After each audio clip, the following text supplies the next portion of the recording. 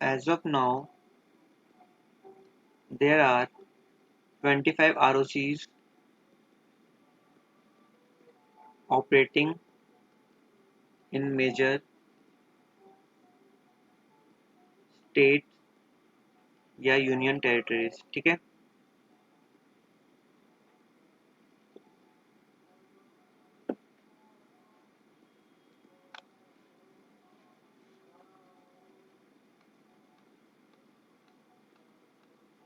लिख लिया ना सबने?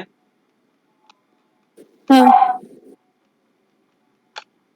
सबका हो गया ना? आगे बढ़ाऊं फिर? नहीं हुआ मेरा. ठीक है, पीछे ओके हाँ हो गया. ओके. सो अब पता है क्या है? तो जैसे मान लो ये अपना तमिलनाडु एंड महाराष्ट्र, ये दो ऐसे स्टेट हैं जिनके क्या है पता है, मोर देन वन आरओसी है. ऐसा भी पॉसिबल है कि एक ही स्टेट में दो, एक से ज्यादा आरओसी हो. ठीक है, तो ये कौन से दो स्टेट हैं? तमिलनाडु एंड महाराष्ट्र. मे भी एमसीक्यू में पूछ ले, तो ये याद रखना.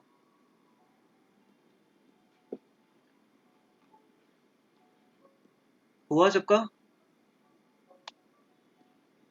हाँ भी.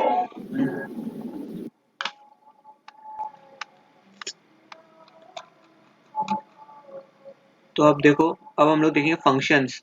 फंक्शंस क्या क्या हो सकता है आरओसी का? एज पर यू क्या लगता है क्या क्या होगा फंक्शंस? क्या क्या काम करती है आरओसी? पहला काम तो हम लोग देखते ही हैं, इनकॉर्पोरेशन या रजिस्ट्रेशन ऑफ कंपनी, है ना? आरओसी को हम लोग सब कुछ भेजते हाँ हैं, रजिस्ट्रेशन या इनकॉर्पोरेशन ऑफ अ कंपनी. फिर ये होता है तो फिर क्या करती है वो? Issuance of certificate of commencement of business, है ना? या फिर certificate of certificate incorporation. Of incorporation. Right, है ना? हाँ. Change of registered office with in state. Right. Approval of, है ना? Approval of change of registered office with in state. और क्या है? रिपोर्टिंग होती है इसमें, है ना? रिपोर्टिंग करते हैं हम लोग, या एनुअल फाइलिंग करते हैं विद आरओसी, है ना? हाँ. सो ये सब याद रखना, जब भी कोई आरओसी के बारे में पूछे तो you need to mention all this points. Okay, सिर्फ ये नहीं बोलना कि आरओसी मतलब रजिस्टर ऑफ कंपनीज, वो तो सबको पता है. फिर हम लोग में क्या डिफरेंस रहा, है ना? We need to add extra points. और क्या होता है? वाइंडिंग अप मतलब पता है ना? मतलब कंपनी जब बंद हो रही होती है, हाँ. तो आरओसी क्या कर सकती है? कोर्ट में या ट्रिब्यूनल में एप्लीकेशन दे सकती है कि इस कंपनी को वाइंड अप कर दो. समझ में आता है? तो ROC can file a petition of winding up of a company. समझना? ये 5 फंक्शन याद रखना. जल्दी से हो जाए तो बताना, फिर मैं आगे करूँ. हो गया. सबका हो गया? हाँ. अब देखो हम लोग किसके बारे में करेंगे? आरडी के बारे में. RD stand for regional director. फटाफट सब लिखते जाना साथ साथ. देखो, तो द रीजनल डायरेक्टर क्या करता है? ये ही supervises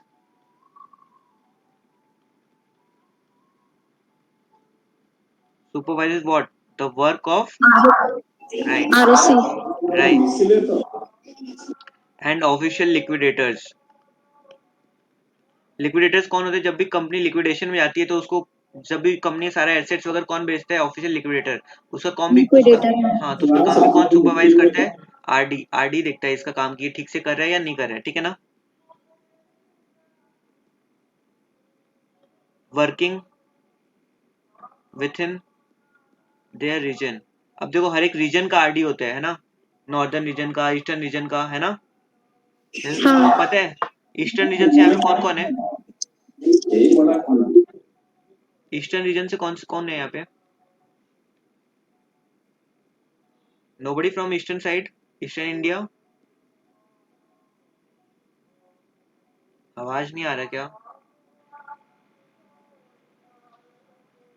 M I not audible? Yes, you are audible. Okay, who are from eastern India? Nobody.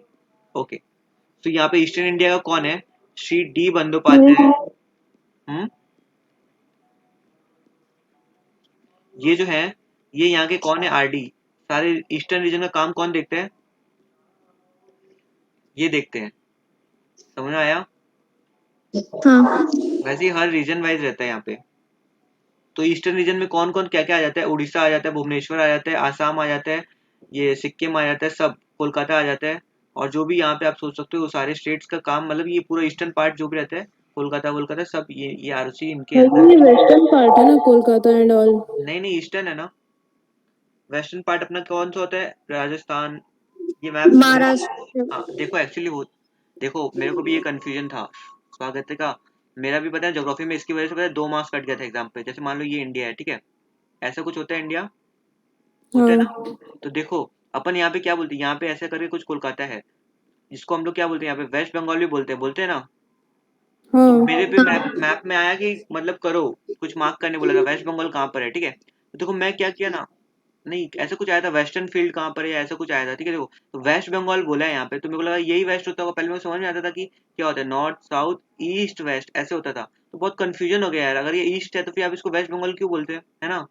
But देखो ये क्या होता है, ये हाँ ईस्टर्न साइड है, इसको बोलते वेस्ट बंगाल है, बट ये है ईस्टर्न। वेस्टर्न साइड साइड ये हो गया सारा, सूरत गुजरात राजस्थान, ये इस साइड आ जाता है थोड़ा, समझ आता है।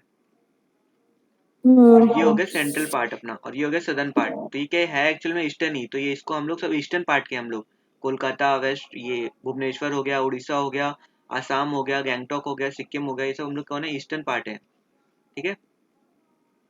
ओके। ओके ये हाँ, कंफ्यूजन मत रखना, ये इससे मेरे इसकी मेरे को क्यों दिमाग में बैठ गया नहीं, क्योंकि मैंने 2 मार्क्स काट ली थी मिस। तो मैंने पूछा वहाँ जाके क्या कॉन्सेप्ट है भाई ये चीज का।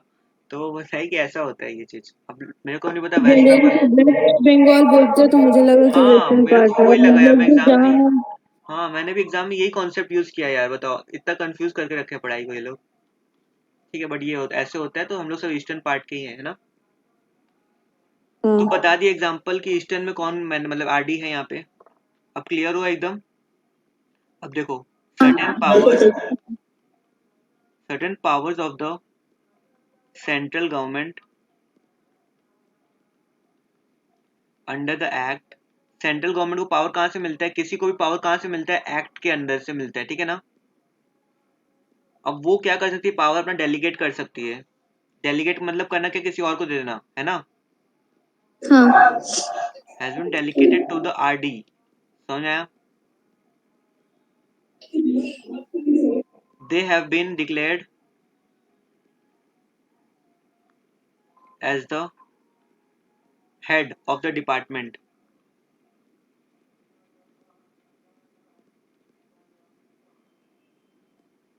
There is also an inspection unit attached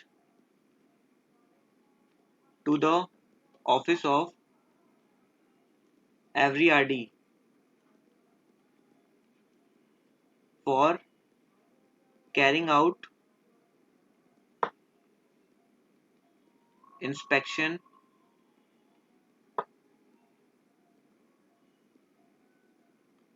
of the books of account of company under the section 209A of Companies Act। ठीक है, लिख लिया सबने। तो ये भी एक फंक्शन है आरडी का, वो क्या करता है, inspection of books of account करता है। इंस्पेक्शन किसके अंदर, under section 209 of companies act.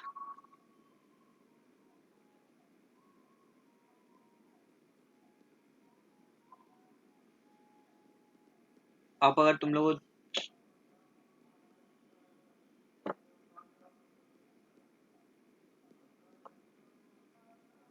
तो देखो कि कौन से मतलब 7 रीजन्स है, या 7 रीजन्स में है वो, है ना। किसने बोला 7 रीजन्स, मैंने। हाँ वेरी राइट। देखो कौन कौन से है? एक तो सदर्न रीजन, एक नॉर्दर्न रीजन, एक वेस्टर्न रीजन, एक नॉर्थ वेस्टर्न एक रीजन।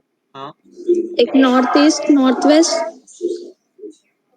और एक नॉर्थ ईस्ट। एक कोई छूट रहा है शायद, ईस्टर्न रीजन हो गया ना, एक ईस्टर्न रीजन रह गया। हाँ, तो ये 7 रीजन्स में है देखो, एक सदर्न रीजन, एक नॉर्दर्न रीजन, एक वेस्टर्न रीजन, एक नॉर्थ वेस्ट रीजन, एक साउथ ईस्ट रीजन और एक नॉर्थ ईस्ट रीजन और एक ईस्टर्न रीजन। समझ आया? तो यहाँ पे 7 आरडीज है। सबको क्लियर हुआ? हाँ आगे बढ़े? हाँ ओके, तो अब ये चीज पूरा क्लियर हो गया ना, डिफरेंस क्या है क्या नहीं है? हाँ क्लियर हुआ। ओके,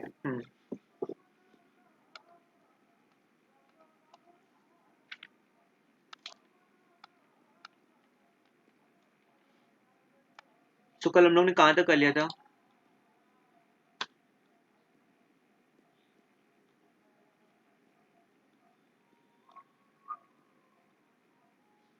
हम लोग यहाँ तक कर चुके थे ना कल, ओपीसी स्टार्ट कर दिए थे ना, ये सॉरी सेक्शन 8 कंपनी स्टार्ट कर दिए थे। तो एक रिकैप दें या फिर आगे से चालू कर ले, क्योंकि हम लोग कल हड़बड़ी में थोड़ा बहुत कर लिए थे, या तो कुछ समझना है वापस तो वापस बता के फिर आधे यहीं तक ही पढ़े थे शायद हम लोग। बोलो क्या करना है? नहीं, सेक्शन 8 कंप्लीट हो गया था। कन्वर्जन मतलब पढ़ने बोले थे आप, रीडिंग करने बोले थे। हाँ हाँ, तो वो बताना है कन्वर्जन में कुछ कर लें अपने।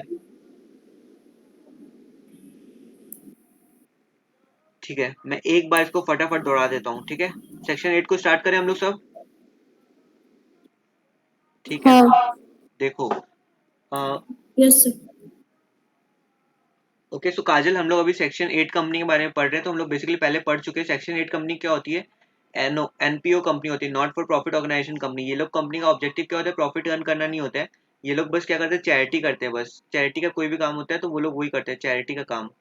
ठीक है, तो उनको रजिस्ट्रेशन लेना पड़ता है, लाइसेंस लेना पड़ता है, और फ्रॉम सेंट्रल गवर्नमेंट से लेके उनको एक लाइसेंस मिलता है कि वो लोग रजिस्टर हो सकते हैं अंडर सेक्शन 8। तो देखो, सेक्शन 8 में अब कंपनी क्या कर सकती है ना, कन्वर्ट कर सकती है into another form of company. कौन कौन सा हो सकता है? प्राइवेट कंपनी या पब्लिक कंपनी। तो उसी के बारे में हम लोग रूल्स पढ़े सारा। तो देखो, सबसे पहले क्या होता है, हम लोग क्या पास करना पड़ेगा? ऑर्डिनरी रेजोल्यूशन या फिर जनरल, ये स्पेशल रेजोल्यूशन। हम्म स्पेशल रेजोल्यूशन। हाँ, हमेशा ही क्या होगा? Special resolution. कहाँ पर पास होगा? बोर्ड मीटिंग में? नहीं, जनरल मीटिंग में। जनरल मीटिंग देखो, में। जब बोर्ड ऑफ डायरेक्टर्स का मीटिंग होता है ना, तो उसको हम लोग बोलते हैं बोर्ड मीटिंग। और जब बोर्ड शेयर मीटिंग। हाँ, जब शेयर होल्डर्स का या मेंबर्स का मीटिंग होता है तो उसको हम लोग क्या बोलते हैं? General meeting. General meeting. सब स्पेशल रेजोल्यूशन कहाँ पास होता है? जनरल मीटिंग में। जनरल मीटिंग में। ऑर्डिनरी रेजोल्यूशन भी यहीं पास होता है। ठीक है, बोर्ड और यहाँ पर क्या पास होता है? Board resolution. रेजोल्यूशन। हाँ, राइट। तो सबसे पहला काम क्या रहा अपना, कि आप अपना स्पेशल रेजोल्यूशन पास करो कि अपने को चेंज करना है, कन्वर्ट करना है कंपनी को from section 8 company to private company या पब्लिक कंपनी। फिर क्या करना होगा? एक्सप्लेनेटरी स्टेटमेंट देना होगा आपको, है ना, कि क्या reason for opting such conversion. ये था ही नहीं था उस फॉर्म में, जब हम लोग फॉर्म देखे थे। था। था। अब देखो उसमें क्या ये भी मांगा था, date of incorporation of company मांगा था, हाँ प्रिंसिपल ऑब्जेक्ट्स भी मांगा था, किस किस हाँ काम के लिए कंपनी फॉर्म हुई थी, reasons as to why activities for achieving the object of the company can not be carried on. अब क्यों नहीं कैरी ऑन कर सकते अपना जो ऑब्जेक्ट एक्टिविटीज जो पहले आप कैरी कर रहे थे? ये सब था अपने फॉर्म में, है ना, इसीलिए मैं फॉर्म दिखाया ताकि अपन रिलेट कर पाए। एकदम था ना, अब एकदम दिमाग में बैठेगा ये चीज, है ना। सबसे पहले अपने को क्या पास करना है? स्पेशल रेजोल्यूशन पास करो। कहाँ पास होगा? बोर्ड मीटिंग में। क्या? नहीं, जनरल जनरल मीटिंग। मीटिंग तो में। बोलो फटाफट, है ना। General meeting. जनरल मीटिंग में बोर्ड ये पास कर दिया। फिर बताओ कि ऑब्जेक्ट्स तुम क्या था तुम्हारा, ऑब्जेक्ट्स क्यों नहीं कैरी कर पा रहे, डेट ऑफ इनकॉर्पोरेशन बताओ, है ना, और फिर प्रिंसिपल ऑब्जेक्ट्स क्या था, ये सब बताने गए अभी तक। अब देखो क्या बोले थे, principal main objects are propose to be altered, then what would be the altered objects. अब न्यू ऑब्जेक्ट्स क्या क्या होगा तुम्हारा, जिसके लिए तुम पैसे लगाओगे या कंपनी को चलाओगे, है ना। What are the privileges, privileges और कंसेशन मतलब क्या? तुमको मान लो गवर्नमेंट कोई सब्सिडी दी, सब्सिडी मतलब मान लो जैसे एलपीजी का सब्सिडी होता है ना, हाँ। हाँ वैसे ही क्या होता है सब्सिडी, मतलब मान लो 100 रुपए का कोई लैंड था, बट तुम वहाँ पे हॉस्पिटल या चैरिटी खोल रहे हो, तो क्या हो रहा है, गवर्नमेंट तुमको उसको 50 रुपीज में दे देती है, बचा हुआ 50 रुपीज गवर्नमेंट अपने पॉकेट से देती है, उसको बोलते हैं सब्सिडी रिसेशन, है ना। और कई बार टैक्स एग्जेम्पशन भी रहता है। तो क्या होता है, वो सब अगर तुमको मिला है, तो अगर तुम क्यों मिला, क्योंकि तुम चैरिटेबल ट्रस्ट थे या एनपीओ थे या फिर सेक्शन 8 कंपनी थे, इसलिए तो मिला ना तुमको, तुम अच्छा काम कर रहे थे, सोसाइटी का वेलफेयर कर रहे थे। बट अब जब तुम एक प्रॉफिट कंपनी खोल रहे हो, प्राइवेट या पब्लिक कंपनी, तो तुमको क्या वो मिलना चाहिए? वो सब छीन लेना चाहिए था ना तुमसे। बेसिकली वही हाँ। बोलते हैं। ठीक है, कोई सस्ता में मूवेबल प्रॉपर्टी मिला तुमको इस कारण से, तो वो सब तुम क्या हो, कितना तुमको फायदा हुआ, वो सब बताओ, और उसको पूरा हम लोग लेंगे वापस। ठीक है, डिटेल्स ऑफ इम्पैक्ट क्या होगा, कन्वर्जन से इम्पैक्ट क्या होगा on members of the company, है ना। उनका लायबिलिटी बढ़ जाएगा या कट जाएगा, क्या होगा, हो सकता है ना कि अगर private company limited by share खोल रहा है तब तो ठीक है, तो लायबिलिटी रहेगा to the limit of unpaid amount of shares, है ना। और वरना अगर मान लो अनलिमिटेड कंपनी खोल रहा है तो लायबिलिटी क्या होगा, उसको बढ़ जाएगा ना पूरा एकदम, अनलिमिटेड हो जाएगा। तो क्या इम्पैक्ट रहेगा ऑन शेयर होल्डर्स। अभी देखो, provide that certified true copy of the special resolution, ये फाइल करना पड़ता है। क्या फाइल करना पड़ेगा, certified true copy of resolution, resolution का कॉपी तो हम लोग को देना पड़ेगा ना आरओसी को कि हम लोग भाई रेजोल्यूशन पास किए हैं एक्चुअल में, है ना, वरना आरओसी को कैसे सबमिट हाँ। नहीं आएगा। A copy of the notice convening the meeting including explanatory statement, ये भी देना पड़ेगा। और फॉर्म क्या देना पड़ेगा, एबजेक्टिव 14, क्या है ये, क्या था, देखो अपना कॉपी निकालो और देख के बताओ क्या था ये वाला, लिखाया था ना, सारा फॉर्म्स हम लोग देख चुके थे। और जो लोग नहीं देखे हैं वो मैं क्लास का लिंक शेयर कर दूंगा, आप लोग पहले का क्लास देख लेना, अराउंड 8 क्लासेस हो गई अभी तक। तो हम लोग ने सारे फॉर्म्स देखे, सारा डिटेल ये सब देख चुके हैं हम लोग, ओपीसी कैसे फॉर्म होता है, इनकॉर्पोरेशन कैसे होता है। कोई देखा नहीं अभी तक, बोलो फटाफट क्या था एमजीटी 14, हम लोग नहीं देखे क्या, नहीं था डिक्लेरेशन बाय भैया सीईओ। मैनेजमेंट पे था। अरे मैनेजमेंट का था, क्या था मतलब हम लोग लिखे हैं पूरा बाकायदा, स्वागती का तुम तो लिखे हो ना, देखो अपने किए नहीं किए ये वाला, नहीं किए क्या। ये वाला छूट गया मेरा लग रहा है। अच्छा ठीक है, तो नहीं। अपन ठीक है इसको बाद में देख लेंगे, ठीक है, ये क्या होता है, डिक्लेरेशन होता है बेसिकली, ठीक है। अब देखो, हाँ। Rule 21(4) require that company shell also file an application INC 18, INC 18 कौन सा था, Application to regional directors for conversion of Section 8 company into हाँ, company other than any kind. तो ये देखे थे ना हम लोग, आईएनसी 18 फॉर्म हम लोग को यहाँ देना पड़ेगा, याद रखना सब कोई, है ना। हाँ हाँ। अलॉन्ग विद सर्टिफाइड कॉपी, और वापस हम लोग को स्पेशल रेजोल्यूशन फाइल करना पड़ेगा। क्यों, क्योंकि हम लोग कंपनी को कन्वर्ट कर रहे हैं ना, ये तो बड़ा काम हो गया ना कि हम लोग सेक्शन 8 कंपनी को इस पे कन्वर्ट कर रहे हैं, तो हम लोग को आरडी जो बॉस है उसका परमिशन तो लेना पड़ेगा ना। फिर वो परमिशन दे दे तो हम लोग उसको, उसका कॉपी को, ऑर्डर को हम लोग फाइल करेंगे विद आरओसी, है ना। अब देखो, हाँ। हम लोग कन्वर्जन करते हैं तो अथॉरिटीज को भी हम लोग को करना पड़ता है। अथॉरिटीज कौन कौन थी वहाँ पे, इनकम टैक्स हो गया, सेबी हो गया, और बाकी जो भी लेबर लॉ वाली कंपनीज हो गई, वो सबको हम लोग को पहले अप्रूवल लेना पड़ता है कि भाई आप बताओ कुछ प्रॉब्लम तो नहीं है ना, हम लोग कन्वर्ट कर रहे हैं section 8 company to private company या पब्लिक कंपनी, है ना। देखो अब जो भी आरडी को हम लोग अप्रूवल देता है लेटर, वो हम लोग किसके साथ फाइल करना पड़ेगा, रजिस्ट्रार, दैट इज आरओसी के साथ हम लोग को फाइल करना पड़ेगा, क्लियर है। हाँ। अब अदर कंडीशंस क्या है, देखो रूल 22(1) क्या बोलता है, shall within a week from the submitting of application to the RD publish, notice करना पड़ेगा पब्लिश, है ना, ऑब्जेक्शंस के लिए, किसी को प्रॉब्लम तो नहीं है, है ना। आईएनसी 19 हम लोग देखे थे क्या, हाँ क्या देखे होता थे। है, क्या था, Notice by Section 8 notice. company without using word limited and private limited. हाँ, तो उसमें हम लोग को क्या देना पड़ता है, देखो नोटिस क्या पब्लिश करना पड़ेगा, एटलीस्ट एक लैंग्वेज में होना चाहिए, वर्नैकुलर मतलब लोकल लैंग्वेज में होना चाहिए एक, है ना। एक क्या होना चाहिए, इंग्लिश लैंग्वेज, इंग्लिश न्यूज़पेपर में होना इंग्लिश चाहिए। लैंग्वेज और वेबसाइट अगर है में। कंपनी का तो उसमें भी पब्लिश करना पड़ेगा, है ना। हाँ। हाँ, अब रूल 22 सबसेक्शन 2 क्या बोलते हैं, send a copy of notice simultaneously with the publication along with the application attachment register post और हैंड, ये लोग को भी हम लोग को देना पड़ेगा, ताकि इन लोगों को कोई ऑब्जेक्शन है अगर, तो ये लोग बताएंगे कि नहीं कन्वर्जन हो सकता है ना।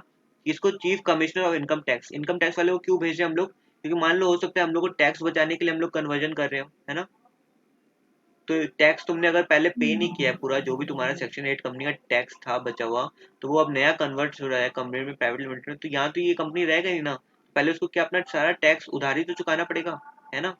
हाँ। इसलिए इसको चैरिटी कमिश्नर को भी बताना पड़ेगा, chief secretary of the state को भी बताना पड़ेगा, एनी अदर डिपार्टमेंट अगर कुछ है जिसके, जिसको अगर गवर्नमेंट बताती है कि इनको भी बताना है तो उनको भी बताना पड़ेगा, समझे आप। हाँ, हाँ। तो किस किस हाँ। को बताना है, देखो पहला क्या है, इनकम टैक्स आई, चैरिटी वाला सी, फिर एस, आई आई सी एस, अदर डिपार्टमेंट, ठीक है। या लिखो ऐसे करो, आईडी, आईडी, सी एस का आईडी कंपनी सेक्रेटरी का आईडी, आई से क्या हुआ तुम्हारा इनकम टैक्स ऑफिसर, सी से क्या हुआ चैरिटी कमिश्नर, एस से क्या हुआ तुम्हारा सेक्रेटरी, और डी से क्या हुआ तुम्हारा एनी अदर डिपार्टमेंट, ठीक है। इन चार लोगों को भी भेजना होगा अगर तुमको कन्वर्ट करना है सेक्शन 8 कंपनी को to another type of company, that is private company और public limited company. If any authorities wish to make any representation to the regional director, मतलब मान लो वो लोग रीजनल डायरेक्टर को बताना चाहते हैं कि भाई नहीं मत कन्वर्ट करो, फाइनल कौन अप्रूवल देगा, आरडी देगा ना। तो ये लोग कोई चुगली कर सकता है ना, ये लोग 4 जन चुगली कर देगा तो फिर करेगा क्या वो रीजनल डायरेक्टर, नहीं। नहीं करेगा, या नहीं। Shall do so with in 60 days, 60 days के अंदर ही करो, उसके बाद करते हो तो वो क्या रीजनल डायरेक्टर कंसीडर करेगा, नहीं करेगा।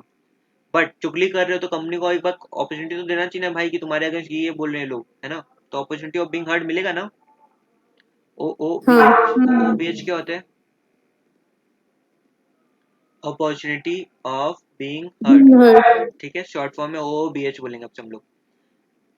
The copy of proof of serving such notice shall be attached, ठीक है, जो भी आप नोटिस दियो सब सारे चारों लोगों को उसका प्रूफ भी दो। अब देखो, board of director shall give a declaration to that effect, no portion of income और property of the company has been paid और ट्रांसफर डायरेक्टली और इनडायरेक्टली। डिविडेंड दे सकती है क्या सेक्शन 8 कंपनी? बोनस दे सकती है क्या? नहीं नहीं दे नहीं। सकती ना मेंबर्स को। तो वही डिक्लेरेशन देना हो कि हम लोग बोनस वोनस कुछ नहीं दिए हैं, ठीक है। If the company has obtained special status and privileges exemption benefit, ये पता है ना क्या बताया था एग्जांपल? 100 रुपए का लैंड कितने में खरीदा? 50। हाँ, तो उसको क्या करना पड़ेगा? The company has to obtain no objection certificate from the such authority. If the terms and condition of the said special statute या status so requires, the said NOC shall be filed with the RD।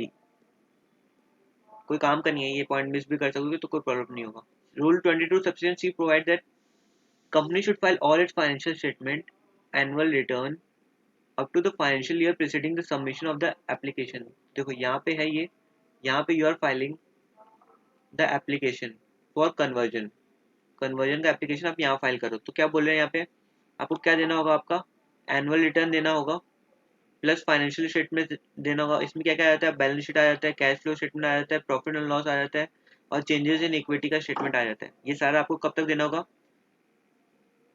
On application all required to be filed, date of submission. देखो, company should have filed all, यहाँ तक का आपका सारा जितना भी year है, ये मान लो आप 2021 में कर रहे हो, 2020, 2019, 2018, इस सब का आपका क्या होना चाहिए? Should have filed all its financial statement and annual return up to the, यहाँ तक सारा का आपको क्या होना चाहिए? ये सब फाइल हो जाना चाहिए। ये नहीं कि आप इस ईयर फाइल नहीं किए, है ना? अगर ये ऐसा रहता है कंडीशन तो फिर रीजनल डायरेक्टर नहीं कंसीडर करेगा आपका application. Are you clear with this? Yes In the event Yes. application is made after the expiry of 3 months date of preceding financial year to which the financial statement have been filed, a statement of financial year position duly certified by chartered accountant।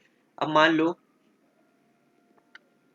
Late file, financial year क्या होता है, कब होता है, and कब होता है?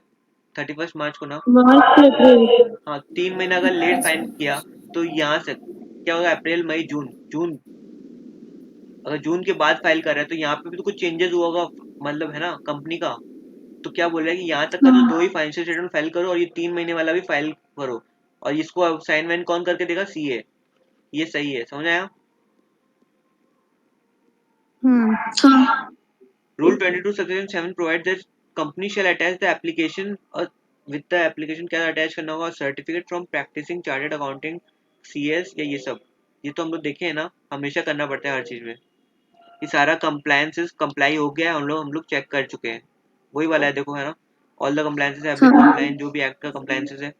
अब रीजनल डायरेक्टर में require the applicant to furnish approval और कॉन्करेंस ऑफ एनी, और किसी अथॉरिटी का भी बोल सकता है कि जाके पहले इससे अप्रूवल लेके आओ फिर हम लोग कंसिडर करेंगे। रीजनल डायरेक्टर के पास ये पावर है ना?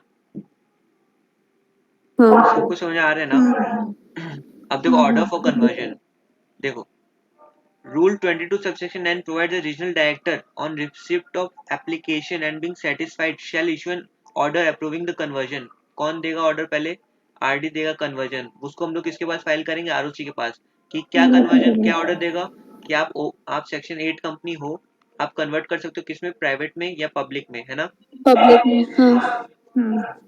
देखो अब टर्म्स एंड कंडीशंस क्या क्या इंक्लूड होगा। देखो, the company shell give up and shall not, वापस स्पेशल स्टेटस देंगे क्या हम लोग? बताओ, स्टेटस स्पेशल देंगे क्या हम लोग उसको, इस सेक्शन 8 वाला नहीं कंपनी नहीं को? क्यों देंगे भाई? नहीं। तुम जब कन्वर्ट कर चुके हो तो कंपनी खत्म, फिर सेक्शन 8 वाली, फिर नई कंपनी का जन्म होगा, नया जन्म होगा, पूर्व जन्म होगा उसका। किसके थ्रू, किसके कैसे होगा? प्राइवेट या पब्लिक कंपनी में। फिर तुम भूल जाओ कि तुम पिछले जन्म में क्या थे, है ना? और पिछले जन्म के बेनिफिट्स नहीं मिलेंगे तुमको। सही बोल रहा हूँ? हाँ। If the company has acquired any immovable property, अगर कोई सस्ते में खरीदा या फ्री में दिया तुमको, तो क्या होगा? It may be required to pay the difference between the cost. मान लो 100 रुपये जमीन था, तुम अच्छा काम कर रहे हो, गवर्नमेंट ने तुमको कितना में दे दिया? -50 करके तुमको कितना में 50 दिया? में। 50 तुम पे किया एक्चुअल में। 50 में। तो ये तुमको एग्जेम्पशन मिला, रिबेट मिला, है ना? हाँ तो ये डिफरेंस अमाउंट, अब तुम्हारा पूर्व जन्म में तुम अच्छे इंसान थे, अब तुम गंदे इंसान बन रहे हो, तो तुमको ये जो पूर्व जन्म के अच्छे फल थे उसका तो पेमेंट तुमको वापस 50 रुपये वापस और एडिशनल करना पड़ेगा। ये तो तुम पे कर ही चुके थे, तो अब तुम्हारा कॉस्ट बन जाएगा 100। क्यों? क्योंकि तुम अब नॉर्मल इंसान हो, पहले तुम अच्छे इंसान थे तो तुमको बेनिफिट दिया, अच्छे कर्म के अच्छा फल दिया, पर अब तुम वापस नॉर्मल इंसान बन गए तो फिर तो ये तो अच्छे कर्म क्यों देंगे हम तुमको, है ना? समझ में आ जा रहा है सबको? हाँ हाँ हाँ। हाँ And any accumulated profit or utilized income of the company brought forward from previous year shall be first utilized। अब देखो क्या होता है। देखो अभी कौन सा साल चल रहा है? 2021 चल रहा है ना? 2021 अब ये मान लो 2019 है, यहाँ पे कंपनी का प्रॉफिट कितना हुआ? 50 लाख रुपया प्रॉफिट है कंपनी का। तो ऐसे से आगे आते जाता है ना, अगर कंपनी यूटिलाइज नहीं की तो 2020 में आया ये, है ना? कैरी फॉरवर्ड होता है ना, ये हम लोग खत्म कर हाँ देते हैं हाँ 50 लाख, यहाँ पे हुआ। तो ये देखो अभी यहाँ से जाके यहाँ पे आ गया, है ना? 50 लाख रुपया। ये क्या है? Brought forward. क्या है ये ब्रॉड फॉरवर्ड? क्या है? प्रॉफिट है ना, फ्रॉम प्रीवियस प्रॉफिट ईयर। हाँ हाँ। अब यहाँ पे करंट ईयर का भी प्रॉफिट हो सकता है, नहीं हो सकता है? करंट ईयर का प्रॉफिट क्या है? हाँ 20 लाख रुपीज। टोटल प्रॉफिट कितना है अभी? 70 लाख ओके, सो अभी हम लोग क्या देखेंगे कि ये जो 50 लाख रुपए जो तुम्हारा ब्रॉड फॉरवर्ड फ्रॉम किस ईयर का है? 2019 का है ये जो तुम्हारा। तो इसको हम लोग कैसे हाँ यूटिलाइज करना है, कहाँ यूटिलाइज करना है, इसको हम लोग देखेंगे अभी। क्या लॉ क्या बोलता है कि इसको तुम कहाँ यूटिलाइज कर सकते हो? और पहले इसको, सबसे पहले इस प्रॉफिट को यूटिलाइज करोगे, फिर इस पे आना, ठीक है ना? 20 लाख पे। समझे? पहले इसको कहाँ यूटिलाइज करेंगे वो अभी हम लोग देख रहे हैं। देखो एनी एक्यूमुलेटेड प्रॉफिट और utilise income of the company brought forward from any previous year. समझ में आता है ये कौन सा हो गया? 2019 ईयर का, है ना? शैल बी फर्स्ट यूटिलाइज, मतलब पहले उसको यूटिलाइज करेंगे to settle all outstanding statutory dues. Statutory dues क्या क्या होता है बताओ? इनकम टैक्स होता है, हाँ? हाँ और भी बहुत सारा होता है, जैसे मान लो आरओसी का कोई फी है, ये जो भी है ना? वो भी स्टैट्यूटरी ड्यूज है, जो भी तुम्हारा पेमेंट करने का होता है, तुम्हारा एनुअल फीस है, वो सारा करना होगा। और amount due to lenders claim of creditors, creditor का कोई पैसा है तो पहले उसको पेमेंट करो। कहाँ से पे करोगे हम लोग? Out of the profit of the previous years, है ना? हाँ और फिर लास्ट, और फिर क्या होगा? फिर उसके बाद किसको देंगे हम लोग? सप्लायर को। एक सीक्वेंस याद रख लो हमेशा। देखो पहले क्या होगा? स्टैट्यूटरी ड्यूज, ठीक है? सबसे प्रायोरिटी, यहाँ पे प्रायोरिटी ऑफ पेमेंट है। प्रॉफिट में से सबसे पहला किसको हिस्सा होगा? फर्स्ट प्रायोरिटी किसको देंगे? Statutory dues, statutory government, government को देंगे ना भाई प्रायोरिटी, है ना? फिर किसको देंगे? क्रेडिटर्स को। क्रेडिटर्स को फिर किसको देंगे? सप्लायर्स को। सप्लायर्स को फिर किसको देंगे? सर्विस प्रोवाइडर्स सर्विस प्रोवाइडर्स को देंगे। फिर किसको देंगे? एम्प्लॉयज को। भाई एम्प्लॉयज तो तुम्हारी कंपनी में काम करते हैं, उनको पैसा नहीं देंगे, अगर सैलरी नहीं देंगे तो वो लोग घर में क्या लेके जाएंगे, है ना? फिर लास्ट में किसको मिलता है? देखो अगर कोई मेंबर्स लोन वोन दिए हैं तो फिर उनको कैसे याद रखना है हम लोग को? देखो इसका निमोनिक्स क्या हो जाएगा? S C. एस सी से क्या होता है? सुप्रीम कोर्ट, हाँ? हाँ फिर एस स्क्वायर ई एम। पहले क्या है यहाँ पे? Statutory dues. सी से क्या है? क्रेडिटर्स। एस से क्या है? सप्लायर। फिर क्या है? Service suppliers provider. ई से क्या है? एम्प्लॉय। एम से क्या है? मेंबर, एम्प्लॉय इसका लोन। मेंबर्स ये एल मत करो, इसको एम मत करो, एल कर दो, सेल। ठीक है, sale. S supreme court, sale. S से क्या है? Statutory dues. सी से क्या है? क्रेडिटर्स है। एस से क्या है? सप्लायर है। फिर वापस एस से क्या है? अपना सर्विस प्रोवाइडर। ई से क्या है? अपना एम्प्लॉय। एल से क्या है? एल से क्या है? लोन। लोन कौन देगा? मेंबर्स या प्रोमोटर्स। याद promoters हुआ? याद हुआ, है ना? yes अभी ये लिख सकते हैं ना हम लोग? अभी पूरा पैराग्राफ याद करने का है क्या अपने को? नहीं नहीं ना? तो इसको लिखा अपना कॉपी में सबने? ये मैं हाँ बोलूंगा हर लिखे चीज के लिए सब लिख लो इसको, क्योंकि बाद में ये सब नहीं याद रहेगा, और ये सबसे आसान होगा। बस ये याद रह गया ना तो फिर पूरा पैराग्राफ अपना कवर हो गया।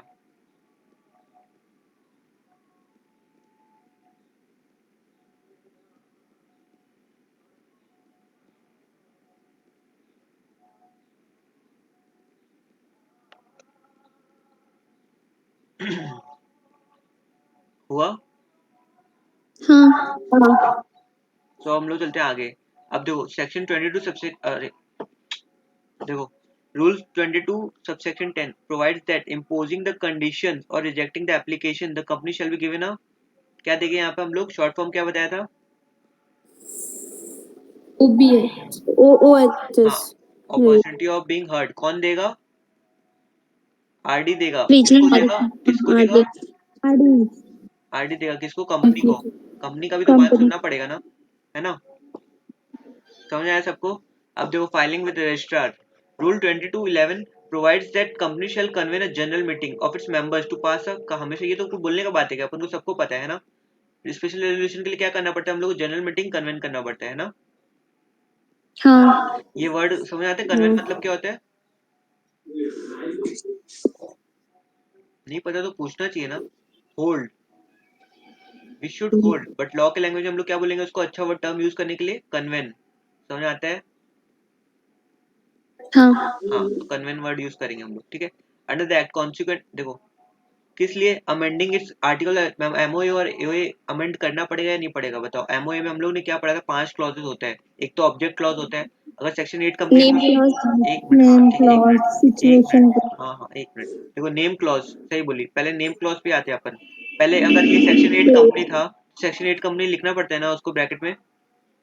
हाँ अब नेम चेंज हो जाएगा, प्राइवेट कंपनी तो उसकी जगह क्या आ जाएगा, प्राइवेट आ जाएगा, पब्लिक लिमिटेड आ जाएगा, है ना? है ना? हाँ तो हाँ अमेंड हाँ करना पड़ेगा अपने को। और मान लो ऑब्जेक्ट का बात करते हैं, तो पहले अगर सेक्शन 8 कंपनी था तो उसका ऑब्जेक्ट क्या होगा, चैरिटेबल पर्पस, वेलफेयर, पब्लिक, है ना? अब अगर प्राइवेट कंपनी हो जाएगा तो ऑब्जेक्ट चेंज हो जाएगा, कुछ धंधा वंदा करेगा, है ना? हाँ तो और भी बाकी बहुत सारी चीज चेंज हो सकता है, तो इसलिए क्या करना पड़ेगा अपने को, सबसे पहले अमेंड करना पड़ेगा क्या, एमओए और एओए ऑफ द कंपनी, है ना? और वो एक्ट के हाँ प्रोविजंस के अकॉर्डिंग होगा, ठीक है? The company shell thereafter file with the register, register से क्या फाइल करना पड़ेगा आपको, certified copy of the approval of RD, RD की जो अप्रूवल दिया उसको फाइल करना पड़ेगा विद इन 30 डेज के अंदर ही, from the date of receipt of order in form number INC 20। INC 20 में देगा अपने को आरडी वो अप्रूवल वाला फॉर्म। INC 20 अपने किए क्या, देखो हाँ हाँ किए कि तो क्या है उसका हेडिंग दो। intimation to intimation to register of register of revocation and revocation surrender of license हाँ, issued under section 8 तो हम लोग उसको लाइसेंस सरेंडर करेंगे, ठीक है ना? इस फॉर्म में, ये जो नहीं देखे वो INC प्रीवियस 20। प्रीवियस लेक्चर देख लेना, उसमें हम लोग ये सारे फॉर्म डिस्कस कर लिए, वो कैसा होता है, ये फॉर्म क्या होता है, वो सब देख लेना, तो दिमाग में क्लियर हो जाएगा कि हम लोग क्या डिटेल देते हैं, क्या क्या नहीं देते, ठीक है? उसमें हम लोग कौन सारे से डेटा फॉर्म, लेक्चर जिसमें फॉर्म्स कवर है, क्या बोल रहे हो? मतलब कौन से डे का लेक्चर जिसमें ये सब फॉर्म्स कवर किया आपने, वो जस्ट लास्ट वाला पूछती। लेक्चर ही, शायद 9th लेक्चर है, अभी 8th डे वाला लेक्चर है, वो अभी मैं अपलोड नहीं किया हूँ, आई शेयर, लाइक आप ग्रुप में नहीं हो साफिया, शायद एक अलग ग्रुप है हम लोग का जिसमें सिर्फ जो लोग मतलब आते हैं टोटल, मतलब जो ऑनलाइन आते हैं क्लासेस अटेंड कर रहे हैं उनका अलग ग्रुप है, तो उसमें I share keep sharing the videos, तो आप उसमें ऐड हो जाना। तो उसमें I share the 8th class का वीडियो, अभी अपलोड नहीं किया है, कल ही किए थे हम लोग सारा, जितने भी अपने फॉर्म वॉर्म में सारे देख लिए थे, तो हम लोग को सारा समझ में आ रहा है कि हाँ मतलब कैसे हम लोग को ये सब एक्चुअल में वहीं पे सेम चीज ही लिखा हुआ है कि आपको क्या क्या देना है, क्या क्या नहीं देना है, तो लाइक हम लोग रिलेट कर तो पा रहे मुझे हैं, भी ऐड वरना कर दो उसमें। हाँ ठीक है, आप लोग टेक्स्ट कर देना मेरे नंबर पे, तो मैं आपको ऐड कर दूंगा, है ना? ठीक है ठीक है। हाँ देखो, तो ये आईएनसी वाला हम लोग कर चुके हैं। हम देखो amended memorandum of association and article association, वो वापस जो आप अमेंड करके दे रहे हो वो भी तो देना होगा ना, क्योंकि वापस एक नया कंपनी टाइप की फॉर्म हो रहा है, तो आपका नया अपने को देना पड़ेगा एमओए या नहीं देना होगा? देना देना होगा, देना देखो पड़ेगा। हाँ, a declaration by the directors that the हाँ वो तो conditions if any imposed by the RD have been fully complied। अब देखो क्या होता है ना,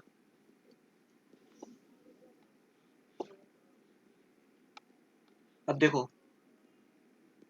कंपनी या उसके डायरेक्टर्स क्या करते हैं, डॉक्यूमेंट्स फाइल करते हैं, है ना?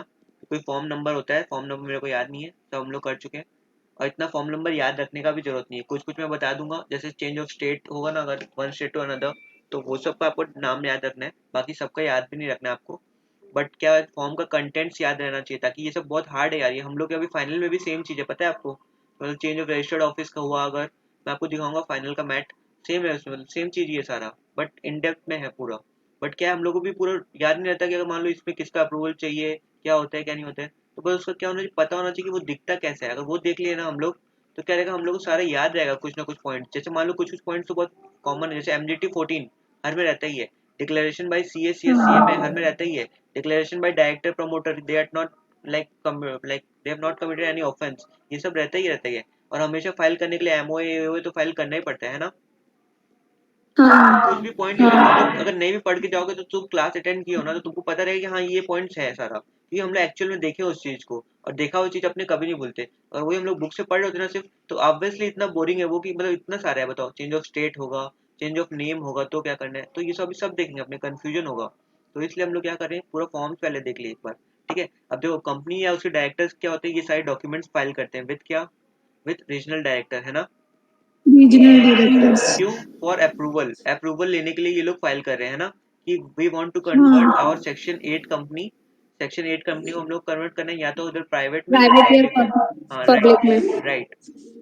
तो देखो अगर ये डॉक्यूमेंट्स में ये वाला डॉक्यूमेंट जो यहाँ जा रहा है, यहाँ जा रहा है, यहाँ जा रहा है, इसके पास आया, इसको लगता है कि यहाँ पे कुछ गड़बड़ी है, इसको कुछ लग रहा है गड़बड़ी है, तो ये क्या करेगा, बैठा रहेगा क्या। reject कर देगा. हाँ तो रिजेक्ट करेगा। सबसे पहले एक क्या बोला, सबसे पहले कोई भी काम होता है ना, तो एक अपॉर्चुनिटी ऑफ बीइंग हर्ड देना पड़ता है। पता है तुमको, ये इंडिया का नियम है। कोई भी चीज होता है, जैसे मान लो तुम लोग सुने क्या, कि जैसे मान लो बहुत अपना जो ऑनलाइन एग्जाम हुआ था इस बार, तो इसमें बहुत लोग पता है पकड़े गए थे, कोई चीटिंग कर रहा था, कोई कुछ कर रहा था ऑनलाइन एग्जाम में, है ना। हाँ तो पप्पन सर क्या बोले, सबको एक बार अपॉर्चुनिटी ऑफ बीइंग हर्ड मिलेगा, सबको एक लेटर आएगा घर में, वो लोग को बोलना होगा कि क्यों तुम्हारा मतलब रिजल्ट कैंसिल क्यों करे, क्यों क्यों दे रहे ये लोग, ये लोग को प्यार है क्या इंस्टीट्यूट को अपने से, नहीं, बट ये क्या नियम है भाई, अगर तुम किसी को गिल्टी कर क्लियर, तो उसको एक उसका अपॉर्चुनिटी उसका साइड भी सुनना जरूरी है नहीं। हाँ तो वैसे ही हाँ, एक बार उसका पक्ष सुनना जरूरी है, तो रीजनल डायरेक्टर उसको बोलेगा नहीं, बोलेगा कि भाई तुम्हारी ये गड़बड़ है, तुम ठीक करो उसको, डायरेक्टली रिजेक्ट कर देगा कैसे। नहीं। साफिया आपने नहीं. गलत बोला, डायरेक्टली रिजेक्ट नहीं करेगा वो, पहले क्या है उसका बात सुनना हम लोग को जरूरी है, उसका बात फिर वो अपना दुख दर्द बताएगा, फिर यहाँ पे वापस बात जाएगा, फिर अब आरडी डिसीजन लेगा कि अप्रूव करना है या रिजेक्ट करना है नहीं है। हाँ हाँ हाँ, पहले अपॉर्चुनिटीज ऑफ हाँ बीइंग्स हट दिया हाँ जाएगा, उसके हाँ। बाद तो देखो, रिजेक्शन कर दो. और वो कुछ कंडीशन भी इम्पोज कर सकता है वहां पे कि भाई ऐसा चेंज करो, उसमें ये चेंज करो, है ना। तो वो ये पॉइंट यही बोला, देखो a declaration by the director that condition if any, तो इम्पोज बाय रीजनल डायरेक्टर अगर कोई इम्पोज कर रहा है कि बोले ये पॉइंट अपने उसमें यूज लगाओ एमओए में, तो वो सब कंप्लाई हो रहा है नहीं हो रहा है, तो उसका डिक्लेरेशन कौन देगा, डायरेक्टर देगा कि हम लोग ये सब कंप्लाई कर रहे हैं, जो भी पॉइंट हम लोग को आरडी ने करने बोला है। समझ में आता है सबको। हाँ.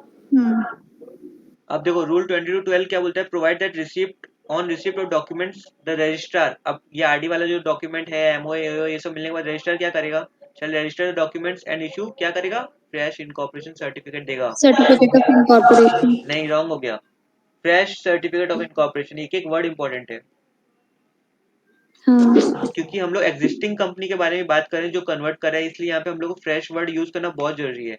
न्यू कंपनी होगा तो क्या लिखेंगे हम लोग, सिर्फ सीओआई, अगर एग्जिस्टिंग है तो क्या लिखेंगे, फ्रेश सीओआई, ठीक है। Fresh VOI.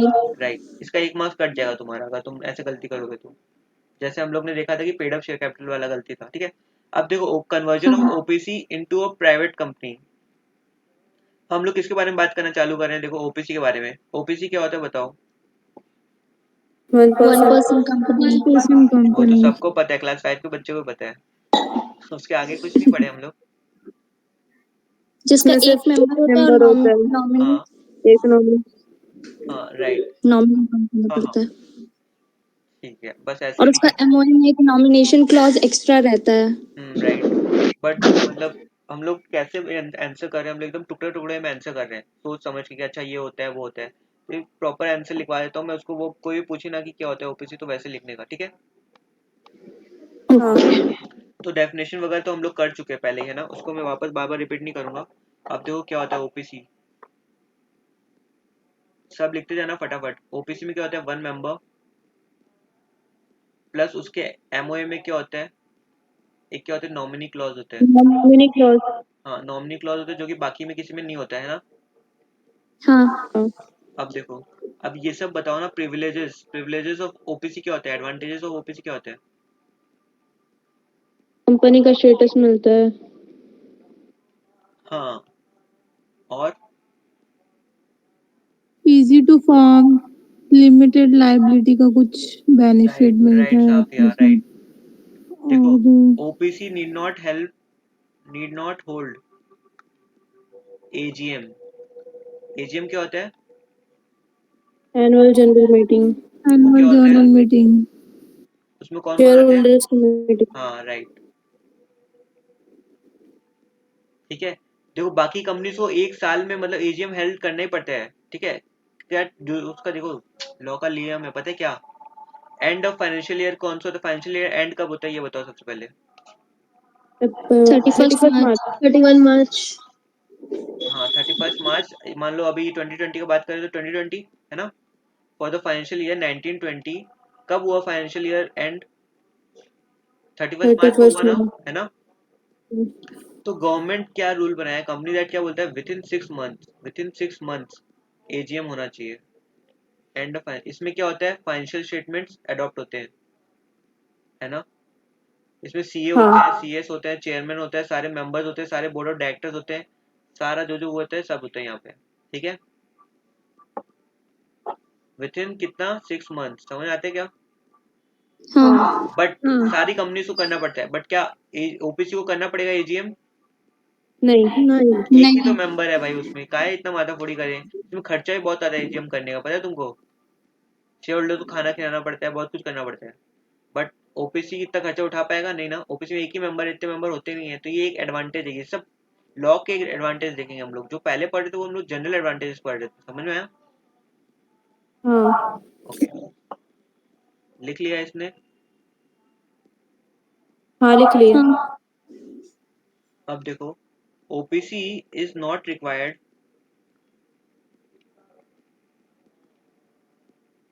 अच्छा नहीं बताऊंगा, पहले बताओ फाइनेंशियल स्टेटमेंट में क्या क्या चीजें आती है। Financial statement includes what things?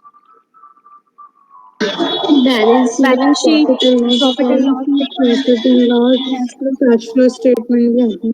और चेंज नहीं, या कैश फ्लो स्टेटमेंट।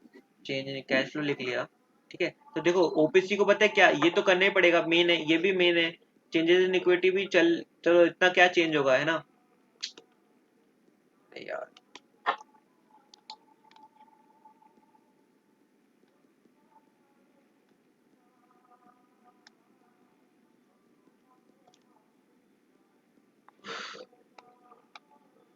ठीक है, देखो वापस लिखते हैं। ये क्या हो गया भाई? हाँ देखो, क्या बोल रहा था मैं? हाँ, फाइनेंशियल स्टेटमेंट में क्या क्या आता है देखो। बैलेंस शीट मेन है, प्रॉफिट एंड लॉस मेन है, cash flow statement cash flow statement and और change in equity. Change in equity, ठीक है? तो देखो, अब ये तो बाकी सब कंपनी को फाइल करना ही पड़ता है ना विद आरओसी। हाँ हाँ हाँ क्या क्या फाइल करना पड़ता है, तो ओपीसी को देखो क्या क्या फाइल करना है, ये कर लेगा, ये कर लेगा, ये तो इतना चेंजेस होता नहीं है कुछ। अब देखो ओपीसी को क्या फायदा दिया, ये कैश फ्लो स्टेटमेंट फाइल नहीं करने का, चलेगा तुम्हारे बिना, इतना तुमको माथा फोड़ी नहीं करने का है ना? तो हाँ सेकंड पॉइंट अपना क्या है देखो, OPC is not required to make cash flow statement. अब बताओ ये सब एक्चुअल में फायदा है या नहीं, जो तुम लोग बोले थे वो तो एकदम जनरल पॉइंट्स था। और यहाँ पे थर्ड में क्या है, section 92 98 of companies act 2032 doesn't apply to OPC। अब ये क्या बोलता है, it relates to power of tribunal to call meeting of members. इसमें मेंबर्स ज्यादा होते ही नहीं है, तो फिर ओपीसी कंपनी में ये सेक्शन नहीं अप्लाई होता।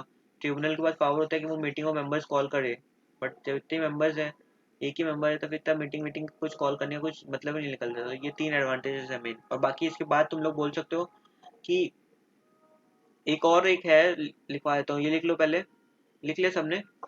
फोर्थ पॉइंट लिख लो, हाँ only one director will suffice in OPC. बाकी कंपनी में मिनिमम 3 डायरेक्टर्स होने चाहिए, बट यहाँ ओपीसी में कितना होता है, एक डायरेक्टर से भी काम चल जाएगा, ठीक है?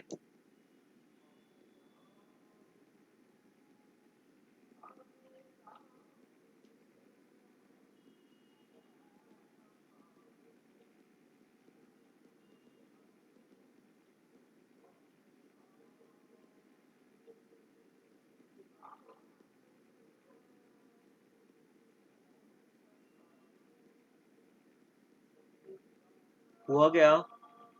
हो गया। तो बोलना चाहिए ना, ठीक है? अब देखो कुछ रेस्ट्रिक्शंस है ना, कुछ रेस्ट्रिक्शंस है क्या ओपीसी के लिए? रेस्ट्रिक्शंस या प्रोहिबिशंस फॉर ओपीसी, ये सब जो मेन पॉइंट्स है ये सब बोलना जब भी मैं पूछूँ ना अगले बार कि ओपीसी क्या होता है क्या नहीं होता है, ये सब पॉइंट्स मेन आने चाहिए, समझे? जनरल पॉइंट्स नहीं कि ओपीसी 1% कंपनी होता है, 1 मेंबर होता है, नॉमिनी भी होता है, उसमें सब जनरल पॉइंट्स है, ये सब मेन इंपॉर्टेंट पॉइंट्स है, ठीक है ना? ओपीसी हाँ cannot incorporate itself as a section 8 company, समझ आया?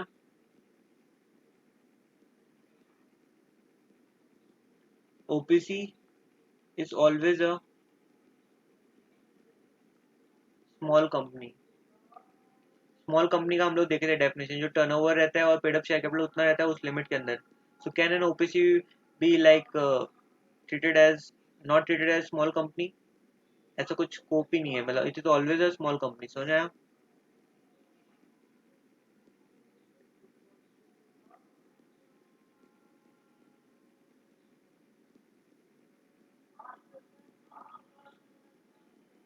हुआ क्या?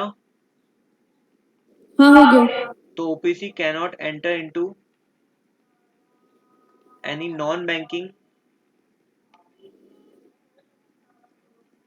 फाइनेंशियल एक्टिविटी, है ना? ये हम लोग तो पढ़े थे, ये तो पॉइंट पढ़े थे, है ना? हाँ एंड फोर्थ पॉइंट क्या है इसमें? नॉमिनी अपॉइंट करना है. यहाँ रेस्ट्रिक्शन क्या हो सकता है बताओ? नॉमिनी के बारे में क्या कंडीशन था? कोई भी नॉमिनी बन सकता है? नो. तो कौन नहीं बन सकता बताओ? इंडिया सिटीजन रेसिडेंट हाँ रेसिडेंट वगैरह ठीक है, हाँ रेसिडेंट होना चाहिए, और नेचुरल पर्सन नेचुरल पर्सन, और मेन इंपॉर्टेंट माइनर नहीं होना चाहिए. एकदम बेस्ट, कौन बोला? आनंद. आनंद राइट बोला एकदम, ये मेन है, ये रेस्ट्रिक्शंस है, समझा? ओपीसी का जब भी आया ना डेफिनेशन तो ये 4-5 पॉइंट लिखने का एग्जाम में एकदम खुश हो जाएगा कि भाई बच्चा बहुत पढ़ गया है, तो सब आता है, समझा? हाँ तो ये मेन है. It cannot be, it is always small company, it cannot incorporate as a section 8 company, cannot enter into NBFI activity. हो गया सबका?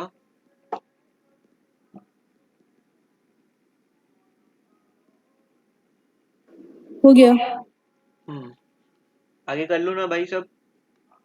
हाँ देखो अब क्या है, इनकॉर्पोरेशन का प्रोसेस क्या था ओपीसी का? जो जनरल प्रोसेस था उसका फ्लो चार्ट तो बना ही दिया था, वो देख लेना तुम लोग पहले प्रीवियस वीडियोस में. अब ओपीसी में जो एक्स्ट्रा पॉइंट थे वो क्या थे? क्या था बताओ? इनकॉर्पोरेशन का फॉर्म कौन सा था? Anyone remembers? देख के बताओ, है ना? आईएनसी 2 था या नहीं था? आंसर तो है. हाँ तो फॉर्म वाले वीडियो से दिख जाएगा कैसा फॉर्म होता है, हम लोग उसमें क्या क्या भरते हैं क्या नहीं भरते हैं.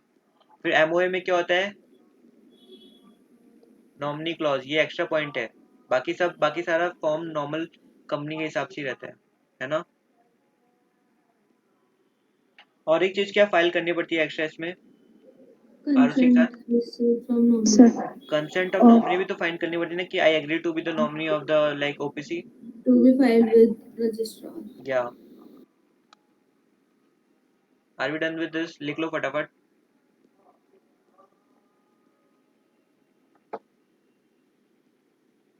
अब तुम लोग को याद है कुछ एक वर्ड आया था स्पाइस करके, स्पाइस फॉर्म, कंपनी इनकॉर्पोरेशन से हम लोग है ना, याद है? हाँ ये हम लोग मिस कर लिए थे, इसके बारे में हम लोग बात किए थे क्या? नहीं, नहीं किए थे ना? खाली फुल फॉर्म बोले थे. हाँ सिर्फ फुल फॉर्म फुल बताया फॉर्म था. और फॉर्म दिखाए थे. हाँ बट इसको हम लोग डिटेल में आज इसका नोट्स भी लिख लेंगे. बताओ देखो एक्चुअली होता क्या है ना, आज तुम बताओ देखो, मोदी जी किसको प्रमोट कर रहे हैं? ये स्टार्टअप वगैरह को प्रमोट कर रहे हैं या नहीं? आज कितनी सारी कंपनी हाँ छोटी मोटी फॉर्म हो रही है नहीं, घर घर में आजकल लोग खोल रहे हैं बिजनेस, है ना? तो क्यों हो पा रहा है? क्योंकि देखो कंपनी को फॉर्म करना, इनकॉर्पोरेट करना कितना इजी हो गया है. तुम सोचो अब तुम लोग को पता है कि कौन सा फॉर्म भरना है, क्या क्या डॉक्यूमेंट भरना है. तुम लोग को पता है कि एमओए क्या होता है, एओए क्या होता है, कैसे क्या लिखना है किसी में. तो तुम लोग किसी का भी थोड़ा भी हेल्प लेके तुम लोग कंपनी नहीं फॉर्म कर सकते? बताओ कर सकते हो या नहीं कर सकते हो? कंपनी इनकॉर्पोरेट कर सकते हो नहीं कर सकते हो? कर सकते है ना, हम्म। कर सकते हैं अपन हाँ इनकॉर्पोरेट। तो इतना इजी हो गया है। तो ये सब किसकी वजह से हुआ, ये सब की वजह से, है ना। हम्म तो क्यों, क्योंकि कंपनी फॉर्म करना इतना इजी प्रोसीजर कर दिया है। पहले क्या होता था, ये डॉक्यूमेंट लाओ, वो डॉक्यूमेंट लाओ, रजिस्ट्रार के ऑफिस जाओ, दौड़ो भागो दौड़ो। अब ये सब फॉर्म ऑनलाइन भर के आराम से अपना काम करो, 3 दिन 5 दिन के अंदर सब तुम्हारे पास आ जाता है, ऑनलाइन हो गया सारा चीज। तो इससे क्या हो रहा है कि सबको काम करने में आसानी हो गया है। अब बताओ, तुमको अगर आधार कार्ड बनाना है, तुमको 50 बार वो बुला ले रहा है, कहीं बोल रहा है कि फोटो आज नहीं कल होगा, तुम ये डॉक्यूमेंट लेके आओ, बर्थ सर्टिफिकेट लेके आओ। बर्थ सर्टिफिकेट लेके जाते हो तो बोलते हो कि स्कूल का सर्टिफिकेट ले आओ, 10th का सर्टिफिकेट, पासवर्ड लेके आओ। फिर तुम ऐसे पागल नहीं हो जाओगे, तुम बोले भाई हमको नहीं चाहिए आधार कार्ड, रख लो तुम, है ना। वैसे पहले कंपनी में क्या होता था, कंपनी में बहुत रेस्ट्रिक्शन था कि ये कंपनी फॉर्म करना है तो ये करो, ये डॉक्यूमेंट वो करो। अब बहुत आसान हो गया है, सिंप्लीफाइड प्रोसेस हो गया है, सब ऑनलाइन हो गया है, ना इतना मचपच ना इतना कचकच, तो सब एकदम सिंपल। तो अब क्या हो रहा है, बहुत सारी कंपनीज भी फॉर्म हो रही है, कंपनीज को बेनिफिट्स मिल रहा है, लोन्स मिल रहा है। तो क्या हो रहा है, माइक्रो कंपनीज को और स्टार्टअप्स को रिकॉग्निशन मिल रहा है, तो इसलिए क्या हो रहा है, कंपनी फॉर्मेशन बहुत ईजी हो गया प्रोसेस, है ना। तो वही क्या, एक स्पाइस एक प्लेटफॉर्म है, ऑनलाइन फॉर्म है वो। तो उससे क्या होता है, हम लोग कंपनी को इनकॉर्पोरेट कर सकते हैं। और कंपनी को इनकॉर्पोरेट करने के लिए पता है तुमको क्या क्या चाहिए रहता है, क्या क्या चाहिए रहता है। एक तो देखो, सबसे पहले डायरेक्टर्स होंगे कंपनी में, है ना। डायरेक्टर्स को क्या क्या चाहिए, डायरेक्टर दिन बोलो। सबसे पहला डेन चाहिए, डेन का full form. Director identification number. हाँ, ये चाहिए ही चाहिए, तभी डायरेक्टर बन सकते हैं ना। और क्या होता है, हाँ और कंपनी का एक बैंक अकाउंट भी खुलवाना पड़ता है। हाँ, स्पेसिफिक बैंक अकाउंट। और फिर उसको पैन नंबर भी चाहिए कंपनी को। हाँ फिर टैन नंबर भी चाहिए। टैन नंबर क्या होता है, टैक्स अकाउंट डिडक्शन। मेमो। हाँ, ये सब चाहिए ना। तो पता है तुमको, तुम लोग हाँ ये स्पाइस फॉर्म भर के ही ना, ये लोग को सबका अलग अलग रहता है ना भाई। ये इसको किसको देंगे हम लोग, ये सब डायरेक्टर्स के लिए किसको देंगे, एमसीए में जाके देंगे, फॉर्म फॉर्म देंगे तो आरओसी, है ना। एमसीए की साइट में जाके बैंक अकाउंट के बैंक वाले को करेंगे, है ना। पैन के लिए किसको देंगे हम लोग ये एप्लीकेशन, एमसीए को। Income tax authority. Right, income tax वाले को देंगे, देंगे ना। तो फिर हाँ पता है तुमको स्पाइस फॉर्म, तुम एक ही फॉर्म स्पाइस फॉर्म भर दोगे ना, तो ये तुमको ये सब भी एक ही फॉर्म के साथ हो जाएगा। तुम्हारे लिए आसान है ना। हाँ तो ये सब की वजह से क्या हो रहा है, कंपनी इनकॉर्पोरेशन बहुत आसान हो गया। तो हम लोग स्पाइस फॉर्म के बारे में लिख लेते थोड़ा बहुत, है ना, देख लेते क्या है क्या नहीं है। तो देखो, अभी हम लोग लिख रहे हैं स्पाइस के बारे में। स्पाइस प्लस फॉर्म है, ठीक है। As part of ease of doing business,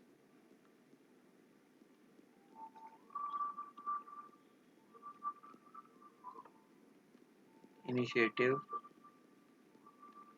MCA, MCA मतलब, मिनिस्ट्री ऑफ कॉर्पोरेट अफेयर्स। हाँ, तो MCA launched a new web form. Web form मतलब ऑनलाइन फॉर्म है ये, है ना।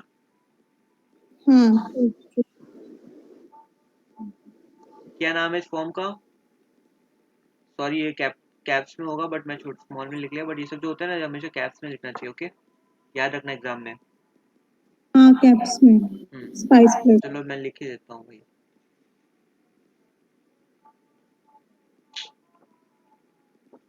देखो, क्या है, स्पाइस प्लस, है ना। फुल फॉर्म तो पता होना चाहिए अपने को, सिंप्लीफाइड, सिंप्लीफाइड प्रोफोर्मा हाँ फॉर बोलो, incorporation information company. For electronically. Incorporation, company for electronically plus. Incorporating company, हाँ इलेक्ट्रॉनिक, इलेक्ट्रॉनिकली प्लस। हाँ सही है ना, याद रहेगा सबको। देखो, एस से क्या है, सिंप्लीफाइड। पी से क्या है, परफॉर्मा। परफॉर्मा मतलब क्या होता है, फॉर्मेट। एक फॉर्मेट रहता है ना यार, फॉर्म में तो हमेशा कि ये भरो वो भरो, है ना। हाँ पहले ये दो, हाँ इसलिए बोले परफॉर्मा।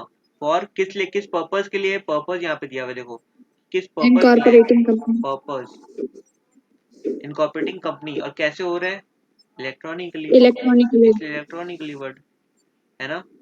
तो क्या है इसका form, simplified pro forma for incorporating a company electronically, simplified pro forma for incorporating a company electronically, ठीक है।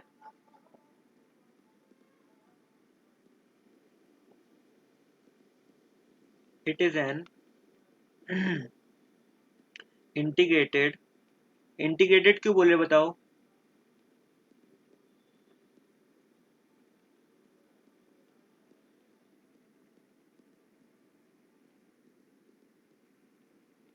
बोलो।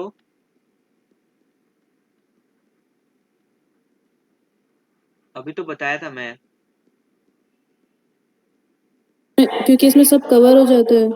हाँ, इसमें सब सब मतलब एक साथ कवर है, स्वाभाविक that's be why. Very particular, like सब कवर हो जाता है। क्या कवर हो जाता है? स्काई कवर हो जाता है।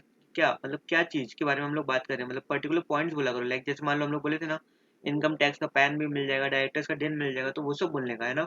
सब मतलब तो बहुत वीक वर्ड है। हाँ हाँ। विंडो फॉर मल्टीपल सर्विसेज, है ना। लाइक क्या क्या होगा यहाँ पे? मान लिख सकते हैं हम लोग, डेन हो गया, पैन नंबर हो गया, टैन नंबर हो गया, बैंक अकाउंट हो गया, ये सब मिल जाएगा। हो जाए तो बताना ये वाला। और पता है इसमें क्या होता है? 3 मिनिस्ट्री मैं बताया था ना। सेंट्रल गवर्नमेंट होती है, सेंट्रल गवर्नमेंट होती है टॉप में। वो क्या करती है? डिफरेंट मिनिस्ट्री खोलती है ना। एमसीए, एमसीए एक है। मिनिस्ट्री ऑफ एक्सटर्नल अफेयर्स एक है। मिनिस्ट्री ऑफ हेल्थ है। मिनिस्ट्री ऑफ एजुकेशन है ना। तो वैसे जो 10 मिनिस्ट्री का जो भी है ना काम, दस 10 सर्विसेज, 10 सर्विसेज ऑफ 3 मिनिस्ट्री, तीन भी कोई भी मिनिस्ट्री का ना काम यहाँ पे हो सकता है एक ही फॉर्म में, एक फॉर्म के थ्रू। तो ये बहुत बड़ा एडवांटेज है, समझ रहे हैं, स्पाइस फॉर्म के थ्रू इनकॉर्पोरेट करने का। हाँ तुमको इसमें फायदा क्या हो रहा है? 3 मिनिस्ट्री के अलग अलग चक्कर नहीं काटने पड़ रहे, वहाँ फॉर्म अलग अलग नहीं करना पड़ रहा, सब तुम्हारा इनकॉर्पोरेशन का काम एक ही जगह इजीली हो जा रहा है ना। लिख लिया सबने? हाँ।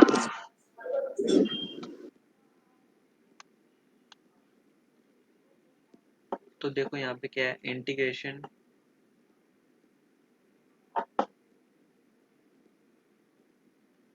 with 10 services of 3 of central government ministries या डिपार्टमेंट।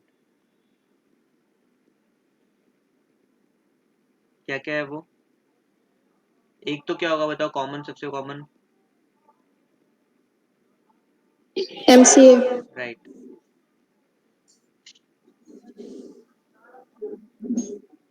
फिर क्या होगा? ये और एक क्या है यहाँ पे? Ministry of ministry labour. Of external affairs. नहीं नहीं, मिनिस्ट्री ऑफ लेबर। यहाँ पे मिनिस्ट्री ऑफ एक्सटर्नल अफेयर्स का क्या रहेगा बताओ काम? हम लोग को कोई फॉरेन तो ही ना जाने मांगते हैं। हाँ। हाँ। इनकम टैक्स डिपार्टमेंट, या फिर क्या बोलते हैं उसको, डिपार्टमेंट ऑफ रेवेन्यू, है ना। या फिर यहाँ पे होगा मिनिस्ट्री ऑफ फाइनेंस। वही तो सारा टैक्स का देखती है ना। सीतारामन जी कहाँ पर है? मिनिस्ट्री ऑफ फाइनेंस में है ना। बजट लाती हैं वो। तो ये तीनों का काम एक जगह ही हो जा रहा है अपना। तो आदमी को धक्का कम खाना पड़ता है, कम टाइम में मेरा कंपनी फॉर्म हो जा रहा है। तो मैं तो फायदा उठाऊंगा ना भाई कंपनी खोल लेके, है ना। तो आज एक जनरल आदमी भी, हाँ थोड़ा बहुत पढ़ा लिखा आदमी भी खोल सकता है। और अपन तो सीखे भी हैं सारा कि कैसे खोलना है, क्या क्या डॉक्यूमेंट चाहिए, रीजनल डायरेक्टर क्या होता है, आरडी क्या होता है ना। अपन अगर साथ में होते, टाइम होता इतना, तो अपन आरओसी भी विजिट कर सकते हैं कि कहाँ पर है, कैसा चलता है वो, है ना। चलो हो गया ये। हाँ हो गया। हाँ, हो गया। तो देखो, a new and user friendly user base is created for spice. अब इस फॉर्म में होता क्या है ना, एक्चुअल में देखो, इस फॉर्म में, फॉर्म का नाम क्या था? Spice plus. इसमें क्या होता है? 2 पार्ट होता है, पार्ट ए, पार्ट बी। पता है हाँ आपको? पार्ट ए और पार्ट बी। हाँ। ओके।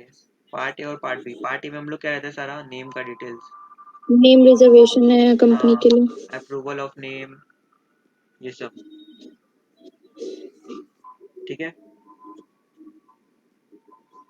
पार्ट बी में क्या होता है?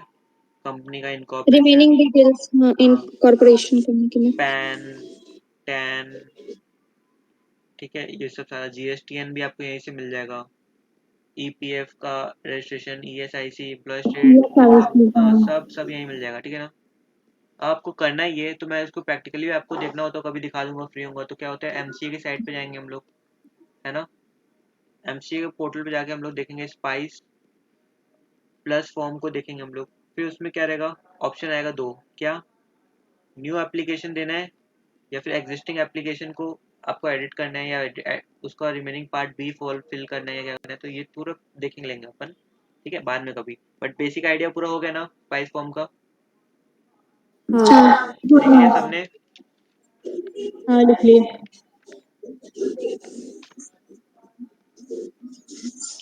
तो चलो अब आगे चलते हैं। अभी हम लोग जो मेन चीज करने वाले हैं, ओपीसी का ब्रीफ इंट्रोडक्शन देख लिए हम लोग, क्या होता है क्या नहीं होता है ना। अब हम लोग देखेंगे हाँ procedure for conversion of OPC, ठीक है।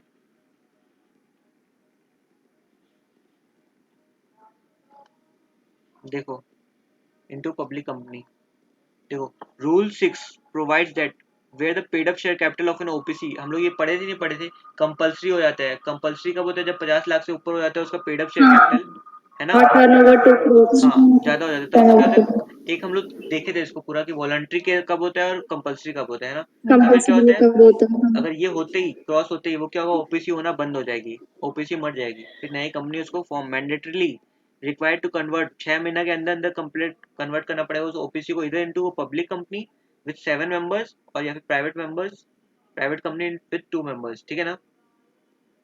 हाँ फिर मेमोरेंडम करना ही पड़ेगा चेंज, क्योंकि उसमें मेंबर्स भी चेंज हो गए, लाइबिलिटी भी चेंज होगा, है ना। फिर within a period of 60 days from the date of applicability notice देना पड़ेगा, किसको, रजिस्ट्रार को देना ही पड़ेगा। INC 5 देखेंगे हम लोग, हाँ देखिए। क्या लिखा है उस हाँ पर, हेडिंग बताओ। Intimation OPC intimation of exceeding threshold limit. समझ आया ना, ये फॉर्म जो देखे थे हम लोग, अब ये इस फॉर्म में INC 5 में हम लोग को देना पड़ेगा, INC 5 रजिस्ट्रार को, अगर हम लोग का थ्रेशोल्ड इंक्रीज हो जाता है। इन्फॉर्म क्या करेंगे कि वो ओपीसी नहीं रहा अब, बस यही है, और क्या है। अब देखो पनिशमेंट क्या है, अगर ऐसा नहीं करते हो तो, ऐसा कैसा नहीं करते हो, 6 महीने के अंदर तुम कन्वर्ट नहीं करते हो तो क्या पनिशमेंट होगा, ओपीसी और एनी ऑफिसर ऑफ, जो भी कंट्रावेंट मतलब क्या होता है, ब्रेक करना, ब्रीच करना of the provisions of the act, तो उसको 10,000 लगेगा, या फिर may extend to 1,000 per day. Fine कितना हो सकता है, 10,000 हो सकता है, या तो फिर या फिर 1,000 पर डे, है ना, जब तक कि वो फेलियर कंटिन्यू होता है। ये मतलब समझ आता है, during which the contravention continues, मतलब समझ आता है। हाँ हाँ, क्या समझ आता है बताओ। जब तक वो फाइल नहीं करता तब तक उसको फाइन हाँ देना पड़ेगा। हाँ, यहाँ तक मान लो, यहाँ पे 6 महीना खत्म हो जाते हैं, यहाँ तक कर देना चाहिए था उसको, पर वो नहीं कर रहा, नहीं कर रहा है, नहीं कर रहा है, यहाँ नहीं कर रहा है, यहाँ पे 8 दिन हो गए, ठीक है। तो ये 8 दिन का कितना लगेगा इसका, 8 into 1,000, 8,000 तो लगेगा ही, प्लस 10,000 भी लग सकता है, ठीक है। समझ आता है क्या, हाँ हाँ ओके। तो अब देखो, conversion of private company into OPC. अब ये भी तो हो सकता है ना कि प्राइवेट कंपनी को ओपीसी में बदलना है ना। 2 मेंबर्स होते हैं यहाँ पे, अब इसको दोनों में झगड़ा हो गया तो वो 1 मेंबर का ही कंपनी वन चलाना नंबर। चाहते हैं, है ना। तो अब देखो क्या हाँ होगा, rule 7 provides procedure for conversion of private company into OPC. क्या बोलता है, private company other than section 8 company, other than section 8 company क्यों बोला, can section 8 company be converted into private company, we have read this, no no. तो that's why ये लिखा है यहाँ पे, समझ में। इसलिए हम लोग एक एक वर्ड पढ़ रहे हैं। हम लोग को मैं चाहूँ तो अपना इसको मटेरियल अपना खुद बना के शॉर्ट में कर दूँ, बट क्या उससे समझ में आएगा, बहुत सारा पॉइंट्स मिस हो जाएगा तुम्हारा। तुम एक एक लाइन समझ रहे हो यहाँ वर्ड में, एक एक वर्ड का लाइन मतलब समझ रहे हो, समझ में आ रहा है। वरना मैं भी शॉर्ट हाँ नोट्स निकाल के बस प्रोसेस लिख देता, बट यहाँ पे ये जो वर्ड्स लिखा हुआ है ना वो सब बहुत जानना जरूरी है, ठीक है, क्योंकि एमसीक्यूज है अपना और ऑब्जेक्टिव ऑनलाइन है, तो सारा चीज आना चाहिए अपने को। अब देखो, having paid up share capital 50 lakh और लेस, ये तो लिमिट ही है ना भाई, किसका, प्रोवाइड्स, देखो, OPC का देखो एवरेज टर्नओवर कितना होना चाहिए, लेस देन 2 करोड़ होना चाहिए, है ना। तो वही हाँ वही लोग तो फिर ओपीसी बन सकता है। हाँ, बोलो बोलो, क्या, कोई कुछ बोल रहा था ना। कोई डाउट है तो पूछ लो।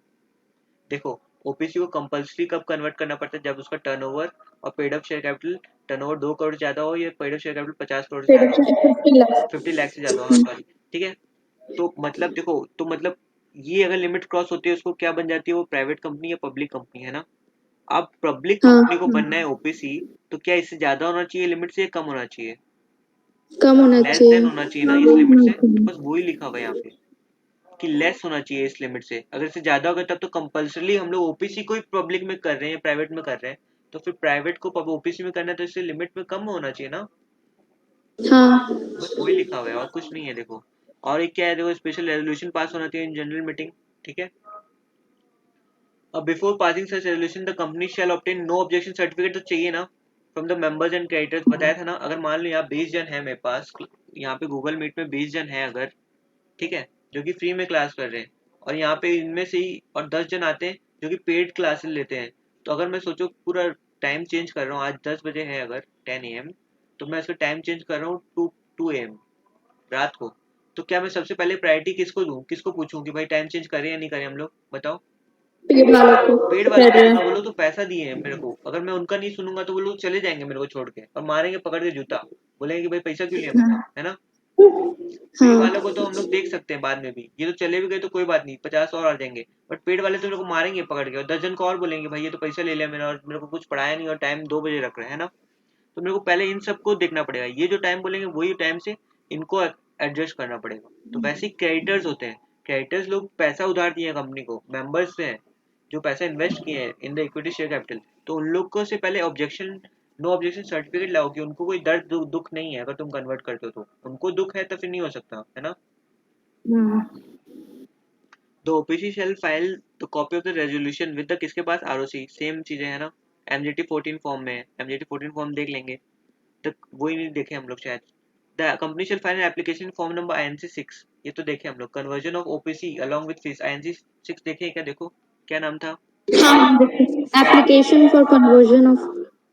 ठीक है, अब देखो उसमें जो जो देखे हम लोग सब अब वही आएगा, देखो क्या है, देखो the following documents are to be attached, attachment रहता है ना लास्ट में फॉर्म के, देखे थे हम लोग सारा, ये सब हाँ, याद रखने की जरूरत है कि अपने को, देखो अपन सब देख चुके प्रैक्टिकली। देखो, the directors of the company shell give a declaration by way of affidavit duly sworn in confirming that all the members and creditors of the company have given their consent for conversion, है ना। Conversion, the paid up share capital of the company is 50 lakhs और less, less होना चाहिए, है ना, ज्यादा नहीं, और annual turnover is less than 2 crore, ये डिक्लेरेशन देखे हैं हम लोग कल, याद नहीं हो तो वो वीडियो जरूर से वापस देख लेना। हाँ देखें, देखें, देखें. और list of members and creditors भी चाहिए कि कौन कौन है कौन कौन नहीं है, है ना। लेटेस्ट हाँ, audited balance sheet and profit loss चाहिए, copy of no objection letter चाहिए of creditors, on being satisfied register क्या करेगा, सर्टिफिकेट इशू कर देगा ऑफ इनकॉर्पोरेशन, ठीक है, ऑफ ओपीसी। समझ आ गई, सबको क्लियर है, किसी को क्लियर नहीं है मतलब, कोई बोलो क्लियर है ना, सब सो गए क्या।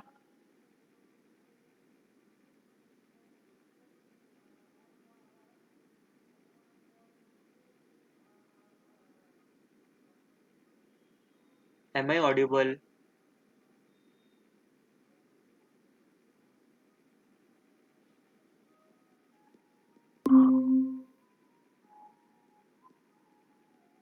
Okay, am I Audible.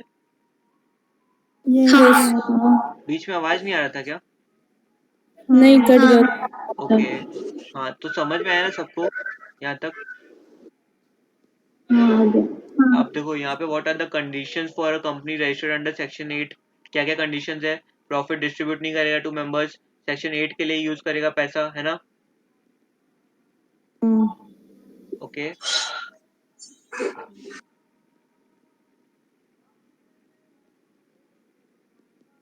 और क्या क्या था रेस्ट्रिक्शन बताओ तो।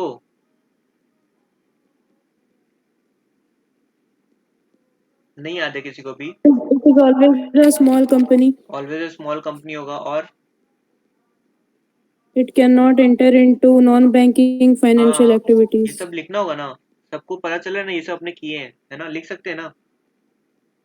हाँ, हाँ, अब procedure for conversion of OPC into a public company, और ये कर सकते हैं हम लोग। एक तो होता है वॉलंटरी, एक होता है मैंडेटरी। मैंडेटरी कब होगा, टर्नओवर लिमिट और वो सब बताना होगा सारा, है ना। फिर क्या लिखे हम लोग, हाँ स्पेशल रेजोल्यूशन पास होना चाहिए, है ना। हाँ तो फिर हम लोग को ये सब डॉक्यूमेंट्स फाइल करना पड़ेगा साथ में।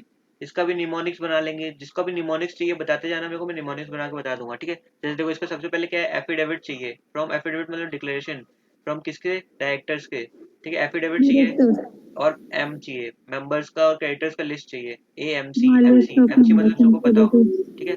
और फिर क्या है, बैलेंस शीट चाहिए, फिर एनओसी चाहिए, ठीक है। समझ आया सबको, A M C B N O C, A M C B N O C. A से क्या होगा, एफिडेविट।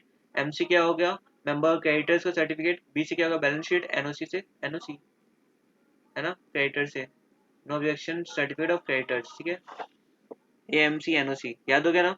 इसी का कम से कम 3 मार्क्स रहेगा एग्जाम में, अगर ये लिखोगे तो 3 मार्क्स मिलना चाहिए मेरे हिसाब से, ठीक है। अब प्राइवेट कंपनी भी ओबीसी में बदल सकता है, तो उसमें क्या लिखेंगे हम लोग कि टर्नओवर बिटवीन द, इसमें होना चाहिए बिट लेस देन होना चाहिए कितना, पेड अप शेयर कैपिटल कितना होना चाहिए, 50 लाख से लेस होना चाहिए, टर्नओवर 2 करोड़ और से लेस होना टर्नओवर चाहिए, 2 करोड़ से लेस होना है चाहिए। ना। तो ये सब है, सब समझ आ गया ना सबको। अब देखो क्या दिया, registered office of a company. अब हम लोग क्या इसमें आ गए, देखो एओए का डील करें या एमओए का, एमओए का। एमओए का, राइट। तो सबसे पहले हम लोग देखते हैं, कुछ नोटिंग्स करते हैं, चलो।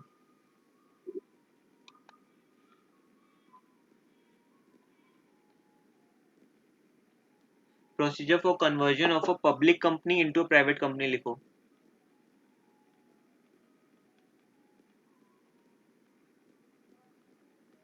समझ में आता है ये क्या है।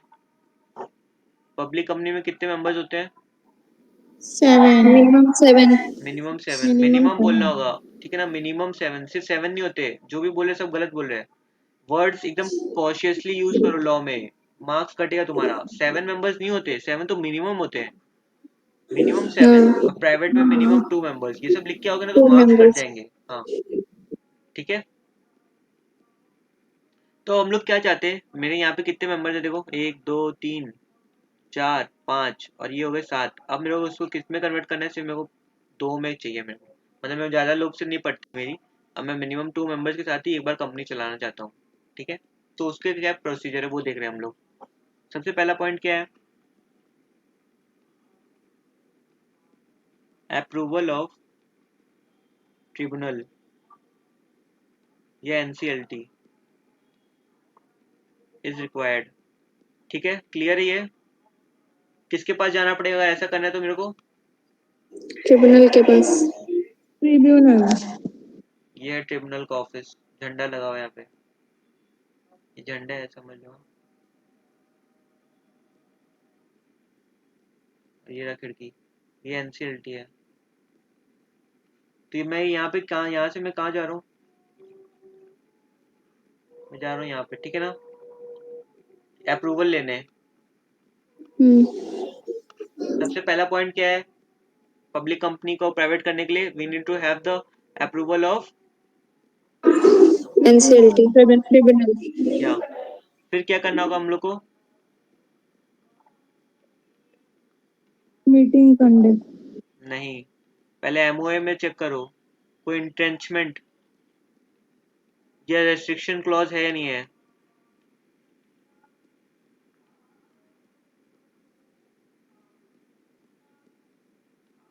है या नहीं है, ठीक है। देखो ये चेक करना जरूरी है या नहीं।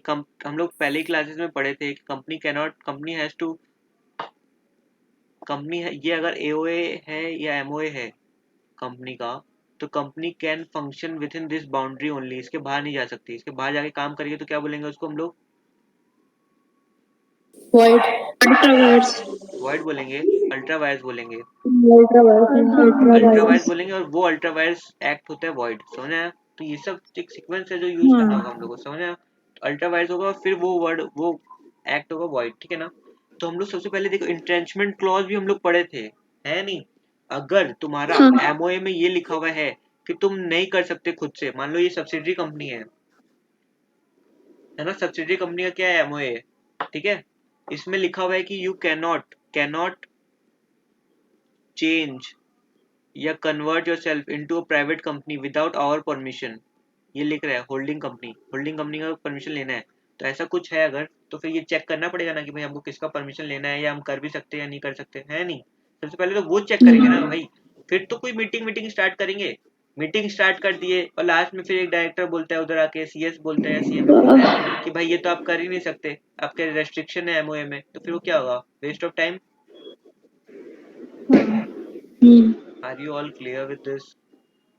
Yes. हाँ इंट्रेंचमेंट क्लॉज हम लोग कर चुके हैं, अच्छे से वापस नहीं रिपीट कर सकता क्योंकि टाइम वेस्ट होगा बाकी क्लास का, आप लोग प्रीवियस वीडियो देख लेना। इंट्रेंचमेंट क्लॉज क्या होता है? वो होता है कुछ रेस्ट्रिक्शन होता है कुछ, है ना?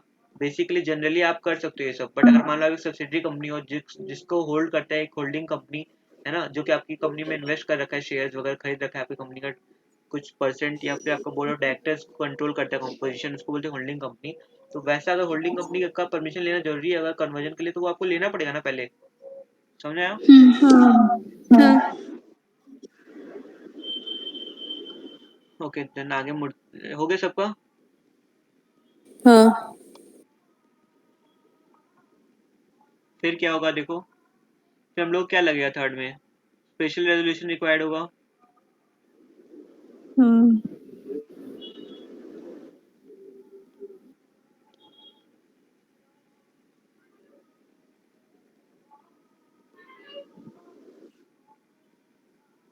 है ना? फिर क्या होगा? और insertion of section 2 subsection 68 by special resolution. ये क्या बोलता है सेक्शन? पहले इसमें लिखा हो रहता था minimum paid up share capital कितना होना चाहिए, जैसे पब्लिक प्राइवेट कंपनी के लिए 1 लाख होना चाहिए, ऐसा कुछ था, ठीक है ना? अब हट गया ये, पर पहले ऐसा था, तो इंसर्शन ऑफ ऐसा सेक्शन था पहले। अब इस पॉइंट को चाहो तो रिपेल कर सकते हो, Add मतलब हट करा गया, restriction. अब हट गया ये हाँ. पॉइंट। फिर इसके बाद एवरी ऑल्टरेशन, जो भी चेंज हो रहा है किसके साथ फाइल करेंगे? ROC right. ROC. कितने दिन के अंदर? Within 60 days. 15 डेज। 15 days. हाँ, confirm.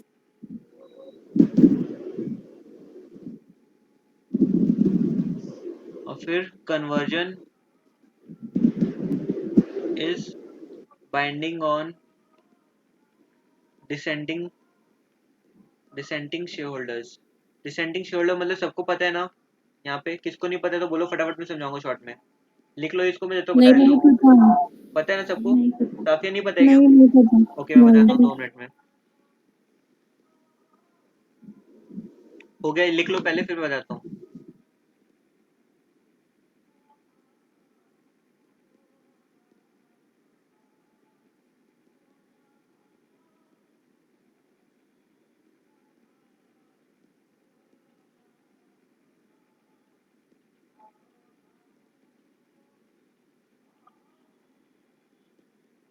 हो गया. ओके ओके, तो बेसिकली डिसेंडिंग शेयर होल्डर में एग्जांपल से आपको बताता हूँ। आज ये हम लोग का मीटिंग है यहाँ पे, मीट पे, ठीक है? यहाँ पे कितने मेंबर्स प्रेजेंट है? सपोज 10 मेंबर्स प्रेजेंट है, ठीक है? आई एम टेलिंग कि हम लोग यूजुअली क्लास में 10 AM, बट अब मैं बोल रहा हूँ 8 PM पे होगा। How many of you agree? Agree वाले कितने लोग हैं? जल्दी जल्दी बोलो। डिसएग्री वाले? एग्री वाले मैंने सब बोलो 6 हैं, डिसएग्री वाले 4 हैं, तो मेजोरिटी किस साइड है? Agree. मेजोरिटी एग्री कर रही है। agree ये लोग क्या कर रहे हैं? डिसएग्री कर रहे हैं।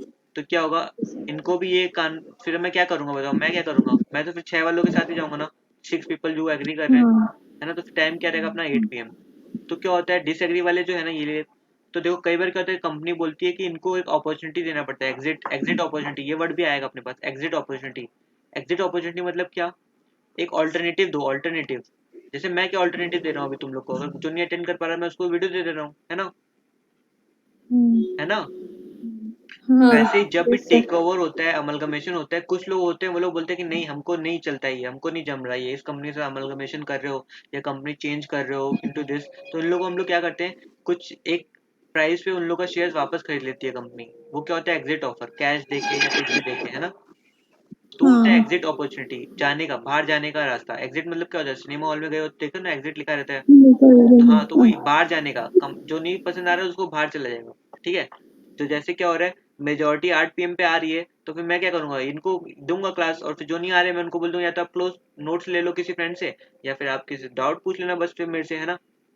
क्या बोलते हो, सही है ना? तो ये होते हैं ये होते हैं वो वाले, क्या बोलूं, क्या नाम था, डिसेंटिंग शेयर होल्डर्स या डिसेंटिंग मेंबर, जो एग्री नहीं कर रहे, जिनको प्रॉब्लम है, जिनको दर्द है, दुख है, समझ आ रहा है? हाँ तो उनको क्या करेंगे हम लोग, इन पे ये बाइंडिंग होगा, कन्वर्जन कन्वर्जन इनके लिए भी एप्लीकेबल होगा फोर्सफुली, समझ आया? हाँ तो ये हो गया था अपना, है ना? अब हम लोग दूसरा देखते हैं क्या है। अब देखो, conversion of private limited company into public limited company.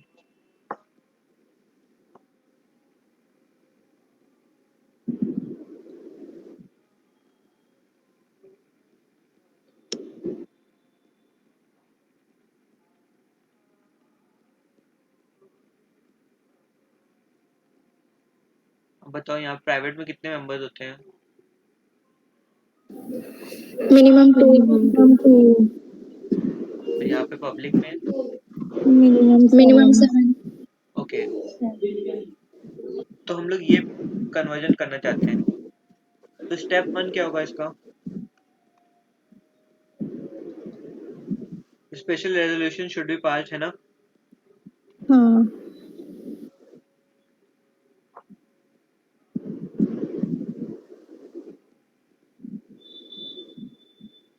फिर किसका अप्रूवल रिक्वायर्ड रहेगा बताओ, पिछले वाले में किसका अप्रूवल रिक्वायर्ड था? ट्रिब्यूनल. हाँ, एनसीएलटी या ट्रिब्यूनल का अप्रूवल रिक्वायर्ड है।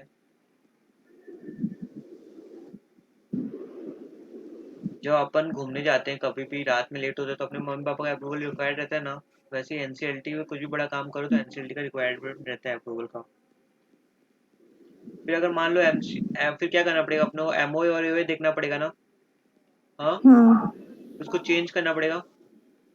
हाँ रिस्ट्रिक्शन हटाना पड़ेगा. हाँ, रेस्ट्रिक्शन अगर है तो वो हटाना पड़ेगा। कैसे हटाएंगे, मन आया तो कोई भी हटा Holding. देगा क्या? नहीं. इन जनरल मीटिंग, है ना? हाँ कंडक्ट करके मीटिंग. हाँ, फिर हम लोग को और क्या चीज करना पड़ेगा, फिर हम लोग को क्या देखना पड़ेगा, नंबर ऑफ मेंबर्स वाला क्लॉज, नंबर ऑफ मेंबर्स को कितने होंगे, पहले कितने होंगे, एग्जिस्टिंग अभी कितने होंगे इसमें कंपनी में, 2 मेंबर होंगे, मान के चलते कि मिनिमम नहीं है अभी, मिनिमम 2 होंगे। अब हाँ करना कितना पड़ेगा हम लोग as per law, as per law अब हम लोग कितना, सेवन. तो we have to Seven. Increase to 7, 5 आदमियों को हम लोग को पकड़ के लाना पड़ेगा, हाँ ठीक है, इनको पकड़ के यहाँ पे लाके 7 करना होगा, है ना? हाँ और एक चीज क्या इंक्रीज करना पड़ेगा, ये लिख लिया सबने, हाँ बाकी सबने भी लिख लिया ना? हाँ. फिर नंबर 4th पॉइंट क्या है, नंबर 5th पॉइंट क्या है, नंबर ऑफ डायरेक्टर्स कितने होने चाहिए, ओपीसी में कितने होते हैं, ओपीसी में, One. ऊपर से ओपीसी वन. ओबीसी का तो 1 चलेगा, अब यहाँ पे कितना होना चाहिए minimum, 3 director, minimum three directors. फिर और 2 डायरेक्टर को पकड़ के लाना पड़ेगा हम लोग को, हाँ है ना? अब फिर लास्ट में क्या करना होगा, हम लोग सारा ये सब काम कर लिए, पूरा रेडी कर लिया अपना फाइल, तो फाइल जो भी रेडी हो गया अपना, हम लोग फाइल द डॉक्यूमेंट्स विद किसके साथ करेंगे, ROC. R O C. File with क्या आर ओ क्या सी. डॉक्यूमेंट्स हो गए बताओ? एम ओ ए ओ सबसे पहले क्या, और स्पेशल रेजोल्यूशन कॉपी, हाँ हाँ फिर बोलो ऑल्टर्ड ऑल्टर्ड एओए या एमओए, ठीक है? और एक चीज मेन सबसे इम्पोर्टेंट कौन सा है, क्या पॉइंट है बताओ जो हम लोग करेंगे? Financial statement. नहीं, fine. NCLT is approval order, NCLT allow करेगा तभी तो आगे बढ़ सकते हैं ना अपन, ये सबसे मेन है।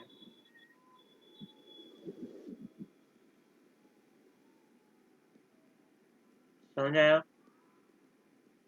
हाँ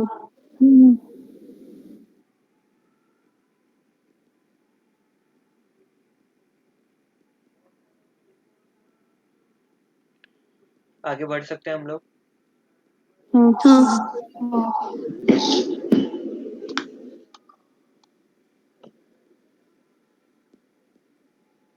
अब बताओ हम लोग आईएनसी 1 देखें क्या? देख के बताओ देखें। क्या है वो, बताओ। Application for reservation of name. उसमें दो चीज था, पता है तुमको? या तो तुम रिजर्वेशन कर रहे हो या फिर क्या करो, ऑल्टरेशन। दो था डब्बा, याद करो। नहीं था? वो सेम फॉर्म था कि अगर आपको नाम भी ऑल्टर करना है तो आप उस पर टिक कर दो, अगर रिजर्वेशन फर्स्ट टाइम कर रहे हो तो फिर उस पर टिक कर दो, है ना? हाँ। तो हम लोग ये देख रहे हैं, देखो।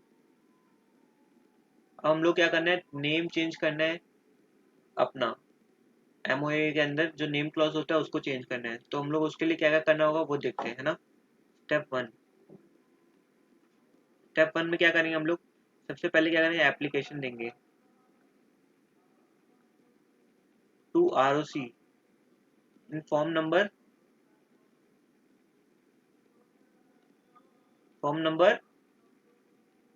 INC1. राइट, से वन।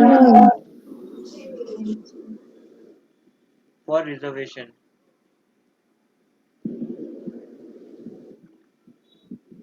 फिर स्टेप टू क्या होगा, चेक करेंगे हम लोग कि प्रपोज नेम सेम है या नहीं, मतलब सही है या नहीं है। प्रपोज नेम जो हम लोग चूज करें वो आइडेंटिकल नहीं होना चाहिए गवर्नमेंट के कंपनी के, गवर्नमेंट के नाम से ऐसे नहीं लगना चाहिए गवर्नमेंट कंपनी है। हाँ, मिसलीडिंग नहीं होना चाहिए। हाँ,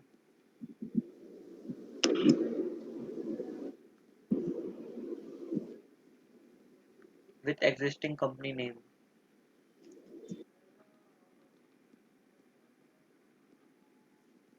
फिर स्टेप थ्री क्या होगा,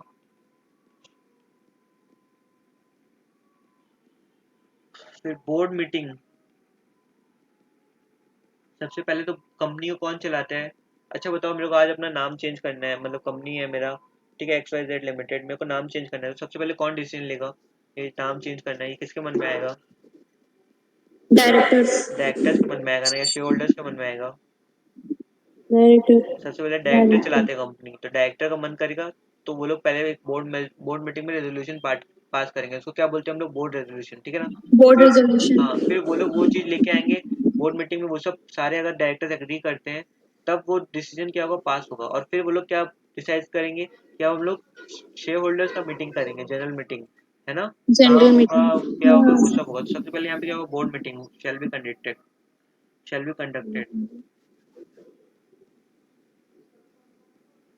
उसमें क्या होगा, टू फिक्स जनरल मीटिंग, किस लिए? फॉर पासिंग स्पेशल रेजोल्यूशन, है ना? हाँ। फिर जब भी नाम चेंज करते हैं ना हम लोग, तो अब तुम लोग का नाम कौन रखा? Mummy papa. मम्मी पापा ना। अब तुम बताओ स्वागतिया, तुम अपना नाम चेंज कर रही हो तो पापा को पूछना पड़ेगा ना एक बार तो। हाँ. तो अपने पापा कौन है, कंपनी के पापा कौन है? MCA. Central government. वो तो हो गए अपने चाचा, एनसीएलटी हो गए चाचा। पापा पापा तो सबसे हेड ना, सबसे हेड सेंट्रल गवर्नमेंट, समझे आप? माई बाप तो यही है, सब तो इनके अंदर ही है, एमसीए भी इनके अंदर, एनसीएलटी भी इनके अंदर ही है ना? तो क्या करेंगे हम लोग यहाँ पे, approval of central government is required. कौन से फॉर्म में, देखो। अच्छा तुम लोग इसमें, ये तुम बताओ, इसमें उस लिस्ट में से कुछ है ऐसे कुछ नाम जिसमें अप्रूवल का होगा कुछ? 20 के बाद होगा वो फॉर्म। इतना और बता दिया, लिस्ट में टाइम मत लगाना बीच ढूंढने में। एनसी 20 के बाद कोई ऐसा फॉर्म है जिसमें सेंट्रल गवर्नमेंट का अप्रूवल हम लोग लेते हैं? देखो। INC 24। राइट, 28. राइट, ये किए हम लोग कल। हाँ। क्या लिखा है उसका heading? Application for approval of central government for change of name. तो हम लोग ये देखें क्या क्या उसमें रहेगा क्या नहीं रहेगा, है ना? तो हाँ। फायदेमंद हुआ ही नहीं हो, कल देखा हो सारा। अपन अराउंड 80 टू हाँ। 100 पेजेस कल देखे सिर्फ फॉर्म्स का ही। तो हम लोग सब ये सब कुछ नया चीज नहीं है, वरना तुम सोचो कितने फॉर्म्स ही नंबर है, ऐसा आदमी पागल नहीं हो जाएगा? कैसे याद रखेगा, डिफिकल्ट हो जाता है, इसलिए मैंने इजी कर दिया है नहीं? हाँ। हाँ. ओके। सो ये आईएनसी 24 में हम लोग को अप्रूवल चाहिए किसका, अपने पापा का, दैट इज सेंट्रल गवर्नमेंट। अब हो गया, आगे करूं? हाँ. हाँ, हो गया. अब देखो क्या होगा, अब जो है सेंट्रल गवर्नमेंट के पास क्या दो ऑप्शन है, या तो वो क्या करेगी अप्रूव कर देगी या वो करेगी रिजेक्ट। या रिजेक्ट। रिजेक्ट कर दी तो तुम्हारा केस यहीं खत्म, अप्रूव कर दी तब फिर क्या करेंगे हम लोग, आरओसी के पास जाएंगे ना, है ना। हाँ आरओसी को हाँ क्या देंगे, सारे डॉक्यूमेंट्स देंगे और वो सेंट्रल गवर्नमेंट को कॉपी देंगे ऑर्डर का कि वो अप्रूव कर दिया हम लोग को, है ना। हाँ। फिर आरओसी हम लोग को क्या दे देगा, कंपनी को क्या देगा, फ्रेश फ्रेश दे देगा सीओ। सर्टिफिकेट ऑफ इनकॉर्पोरेशन, हाँ फ्रेश सर्टिफिकेट ऑफ इनकॉर्पोरेशन दे दिया कंपनी को, ठीक है ना। समझ आ रहा है सबको। हाँ अब आगे बढ़े, हाँ लिख हाँ। लिया ये सबने। हाँ हाँ अब देखो बट एक कंडीशन है, नाम चेंज कभी हो सकता है तुम्हारा। कंडीशन नंबर 1 क्या है देखो, company has not failed in filing annual return और फाइनेंशियल स्टेटमेंट और एनी अदर डॉक्यूमेंट। मतलब क्या होता है, कोई डिफॉल्ट नहीं होना चाहिए, समझ आया। तुम ये सब पूरा फाइल कर चुके हो, करते हो रेगुलरली, तभी तुमको अलाउ होगा नाम चेंज करने का, ठीक है ना।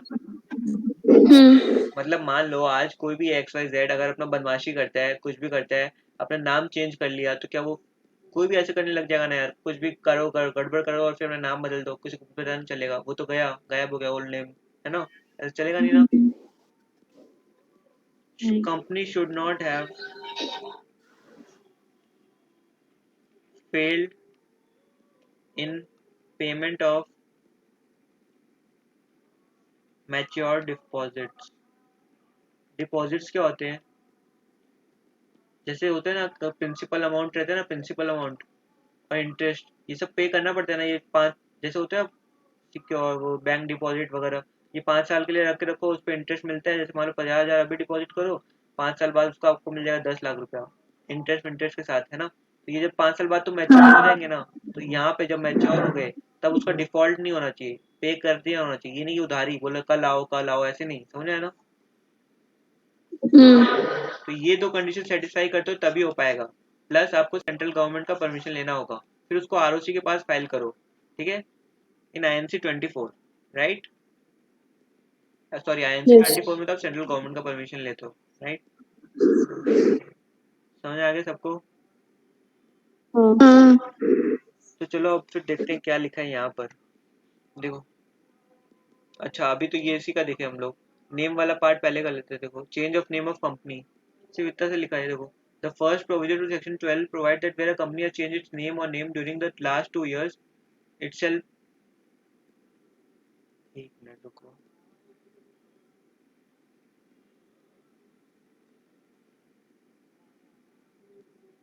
चेंज ऑफ नेम वाला कहाँ गया।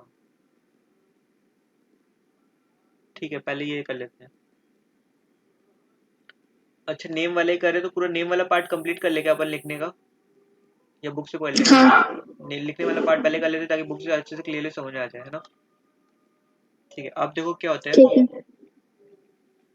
अब देखो प्रोसीजर फॉर चेंज या रेक्टिफिकेशन ऑफ नेम। अगर तुमको रेक्टिफाई करना है अपना नेम, स्पेलिंग स्पेलिंग कुछ गलती हो गया या चेंज करना है तुमको नेम, तो क्या होगा देखो। इसका दो कंडीशन हो सकता है, क्या, दो लोग तुमको डायरेक्ट कर सकते हैं। कौन कौन है बताओ, कंपनी के माई बाप और चाचा कौन है, बड़े पापा कौन है। NCLT देखो सेंट्रल गवर्नमेंट और एनसीएलटी। सबसे पहला सेंट्रल गवर्नमेंट और बड़े पापा है आरओसी, क्योंकि वही सारा उससे तो अपन डील करते हैं ना। एनसीएलटी के पास हमेशा नहीं हाँ जा सकते हम लोग मुंह उठा के, वो टॉप टॉप अथॉरिटी है भाई, वो बहुत बड़े बड़े केसेस लेते हैं, ठीक है ना। आरओसी तो अपने घर में ही रहते हैं, पापा बड़े पापा साथ में, है ना। हाँ। तो ये दो अपने को अगर डायरेक्शन दे कि भाई तुम्हारा नाम चेंज होना ही है, तो वो तुम्हारा नाम चेंज तुमको करना ही पड़ेगा, है ना। घर में ये घर है अगर, तो ये रहे अपने पापा और ये रहे अपने बड़े पापा, ठीक है। ये दो अगर डायरेक्शन दे तो हम लोग को चेंज करना पड़ेगा कंपलसरी नेम, ठीक है ना। अब ये लोग कब कब देते हैं डायरेक्शन देखो, अगर कोई due to infringement of trademark. अब ट्रेडमार्क, कॉपीराइट, ये सब पता है क्या होता है? जैसे मान लो मेरा एक प्रोडक्ट है, ये शैम्पू, इसमें मैं अपना एक ब्रांड लगाता हूँ यहाँ पे कुछ, केश केश कोमल, केश कोमल नाम का मेरा कुछ है, ठीक है। अब मेरा इसमें बैनर लगा रहता है, मेरा अपना अलग डिजाइन है। अब उसको कोई और कॉपी कर लेता है तो फिर उसके ऊपर कॉपीराइट इशू हो जाता है ना। ट्रेडमार्क रहता है, ट्रेडमार्क बोले तो कंपनी का कुछ मार्क, जैसे कोई अलग साइन, जैसे होता नहीं कई बार देखते हो, जैसे क्या होता है, जैसे मान लो फास्ट ट्रैक का ऐसा कुछ जानवर बना हुआ रहता है, क्या रहता है पता नहीं, फास्ट ट्रैक कंपनी का एक अलग लोगो रहता है, अलग अलग कंपनी का अलग अलग लोगो रहता है, तो वो होता है ट्रेडमार्क, जिससे वो लोग सेल करते हैं ना। तो अगर उसका ब्रीच होता है, उसको कॉपी होता है, तुम मतलब उसको कॉपी कर रहे हो किसी कंपनी का, है ना, तब तुमको क्या बोलेगी सेंट्रल गवर्नमेंट की, भाई चेंज करो, ये कॉपी कर रहे हो तुम किसी का, समझ आया?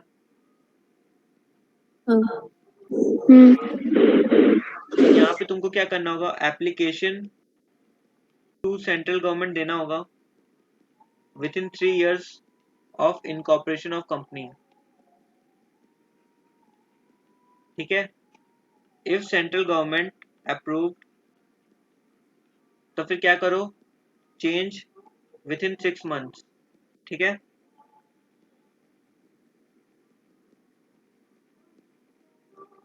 ठीक है क्या? और अप्रूव होने के बाद क्या होता है, इफ अप्रूव, तो हम लोग किसको इन्फॉर्म करते हैं, आरओसी को, कितने दिन के अंदर, विद इन 15 days। 15 days. हाँ, ये तो होगा इसका गेम खत्म। अब इसमें भी क्या हो सकता है ना, अदर रीजंस के लिए भी बोल सकती है सेंट्रल गवर्नमेंट, अदर रीजंस के लिए। अदर रीजंस क्या हो सकते हैं बताओ, नेम सिमिलर है ना, name is identical to any existing company का नेम। तो फिर 3 months के अंदर सेंट्रल गवर्नमेंट का नोटिस आया आपका पास, उसके 3 महीने के अंदर you have to change your name, और फिर वही सेम आरओसी को इन्फॉर्म करो विद इन 15 days, समझ आ 15 गया? days. तो ये दो पापा वाला केस खत्म हो रहा है, आर सेंट्रल गवर्नमेंट दो ही केस में करेगा, कौन कौन सा, if there is due to infringement of trademark, या फिर अदर रीजन में क्या होगा, name is identical, Name identical with existing company. या। अब आरओसी भगवान क्या बोलते हैं वो देखो, यहाँ पे क्या होगा, इफ रॉन्ग या इनकरेक्ट इन्फॉर्मेशन इज गिवन, ऐसा हो सकता है कई लोग गलत इन्फॉर्मेशन दे सकते हैं, है ना, हाँ. गिवन, तब क्या बोलेगा, आरओसी कैन डायरेक्ट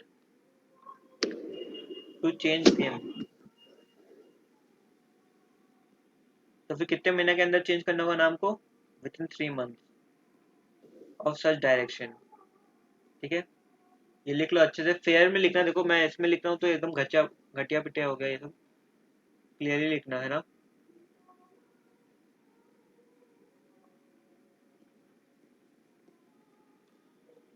तो ये दो केसेस में होता है कि क्या हो सकता है, अपने चेंज कर सकते हैं या रेक्टिफिकेशन कर सकते हैं कंपनी का नाम, ठीक है ना। हाँ. लिख लिया सबने?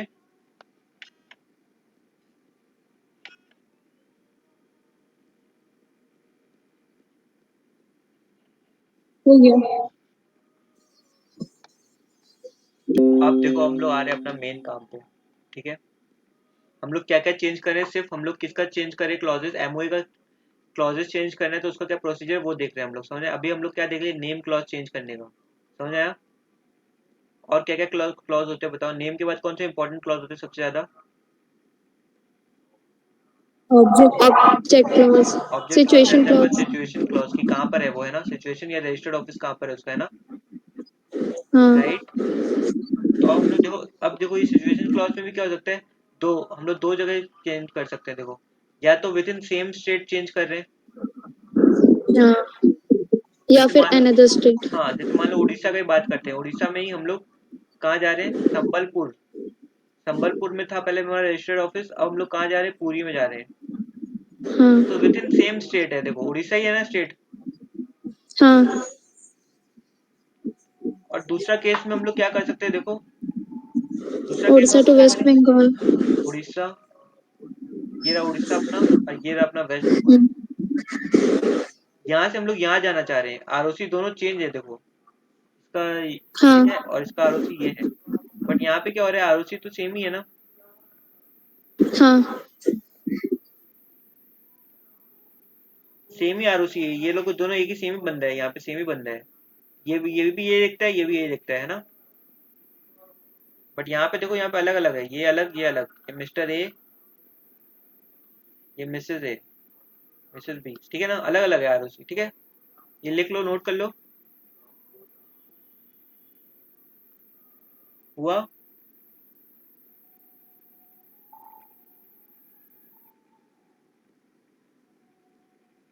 हो गया। बाकी सब भी लिख लिए ना। हाँ हो गया। हाँ अब देखो, लिखो heading procedure for shifting of registered office from jurisdiction of one registrar to another another registrar register.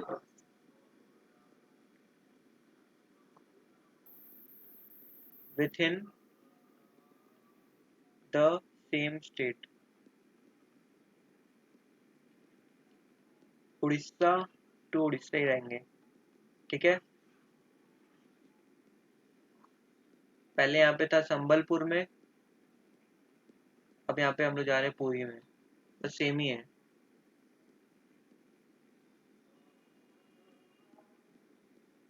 M I clear? हाँ तो इसके लिए प्रोविजन या लॉ का कौन सा रूल एप्लीकेबल है?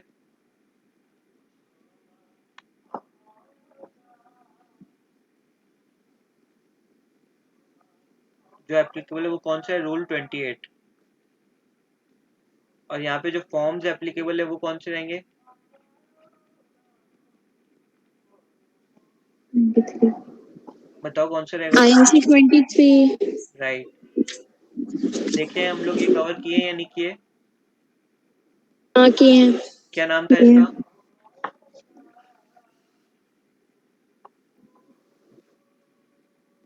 नाम बताओ क्या था उसमें, हम लोग क्या देखे थे? Application to regional director for approval to shift registered office from one state to another state or from right jurisdiction of right, one registrar to another। समझ आया। तो ये फॉर्म दो केस में यूज होता है, जब हम लोग सेम स्टेट चेंज कर रहे हैं या फिर हम लोग one jurisdiction to another jurisdiction shift कर Another रहे हैं। हाँ jurisdiction। ठीक है ना, ये लिख लिया सबने। और ये किसको हाँ जाता है? ये आरओसी को जाता है, regional director. One state to another state अगर चेंज कर रहे हैं तो रीजनल डायरेक्टर को हाँ, देना पड़ता है। और आरडी। रजिस्ट्रार, और अगर one registrar to another registrar हो रहा है तब भी आरडी का अप्रूवल हाँ चाहिए। हाँ ठीक है, अब आगे करें। हाँ हाँ। ओके, तो स्टेप 1 लिखो। सबसे पहले क्या करना पड़ेगा हम लोगों को? बोर्ड मीटिंग में क्या करना होगा? क्या बोर्ड पास करें? रेजोल्यूशन बोर्ड रेजोल्यूशन पास करेंगे। बोर्ड रेजोल्यूशन पास करेंगे। ये रहा बोर्ड मीटिंग। ये डायरेक्टर लोग यहाँ पे बोर्ड रेजोल्यूशन पास किए कि क्या नेम चेंज हम लोग को करना है, ठीक है। हाँ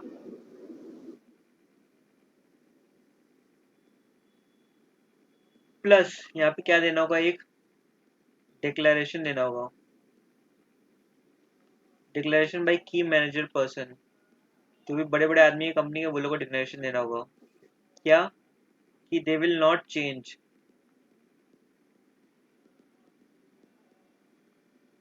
जुरिडिक्शन ऑफ कोर्ट। कई बार तुम लोग देखे हो, कोई भी तुम लोग, अच्छा अपने एग्जाम फॉर्म में भी लिखा रहता है अगर कोई भी डिस्प्यूट होता है तो it is subject to jurisdiction court of Kolkata only. कभी देखना, कोई भी देखा है कोई एग्जाम फॉर्म? मतलब कोई भी डिस्प्यूट होता है तो कोलकाता कोर्ट का जो भी जजमेंट रहेगा वो माना जाएगा, है ना। अब जब तुम संबलपुर से अपना पुरी में शिफ्ट कर रहे हो तो फिर कोर्ट भी तो चेंज हो जाएगा ना। तो फिर ऐसा नहीं होना चाहिए। अब मान लो जो भी तुम लोग पहले काम किया वो उसमें लिखा होता पूरी का, अब तुम बोलोगे नया में कि नहीं हम लोग तो यहाँ, सॉरी संबलपुर है ये, अगर पर तो पहले तो संबलपुर था जुरिडिक्शन, नया पुरी में शिफ्ट करो तो ये नहीं कि तुम बोलोगे भाई यार तो संबलपुर में नहीं पुरी में आके करो, जो था वो वैसे ही रहेगा कि not to change the jurisdiction of the court, समझे आप? डिक्लेरेशन दो, ऐसा नहीं करोगे तुम चेंज, ठीक है? हाँ हाँ. अब देखो step 2, section 13 requires special resolution for this process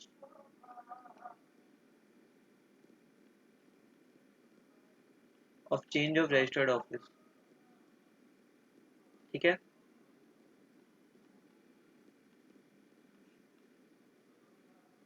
confirmation या अप्रूवल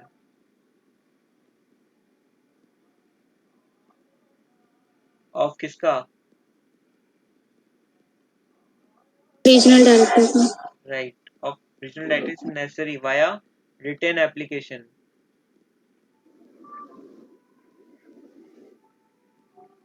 हो गया?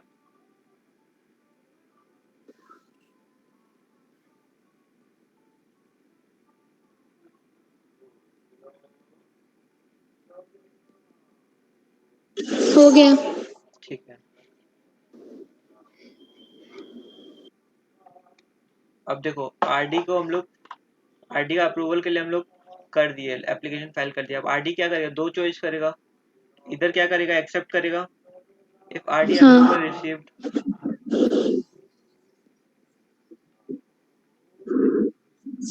इफ रिजेक्टेड, है ना?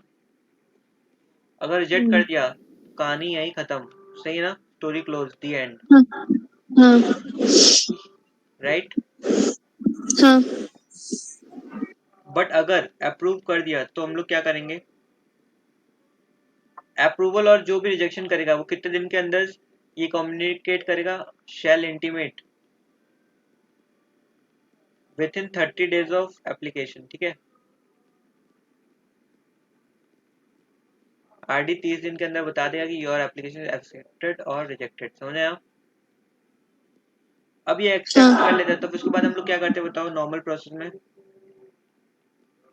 ROC फाइल राइट, करेंगे. कंपनी फाइल करेगी कितने दिन के अंदर? With in 16 days. यहाँ पे 30 60 डेज है पे। ना, 30 डेज का डबल यहाँ पे 60 डेज, ठीक है? विथ हाँ क्या क्या फाइल करेगी? वही अप्रूवल फाइल करेगी, एमओए एओए आरडी सब, का अप्रूवल। हाँ, हाँ ऑल्टर्ड एमओए एओए वो सब, ठीक है? अब लास्ट में यहाँ पे लिखो certificate is issued, certificate issued in this regard shall be conclusive evidence, मतलब ये प्रूफ करेगा कि हाँ तुम्हारा नाम चेंज हो गया है और फिर उसके अलावा सेपरेट डॉक्यूमेंट नहीं चाहिए तुमको। हो गया सबका?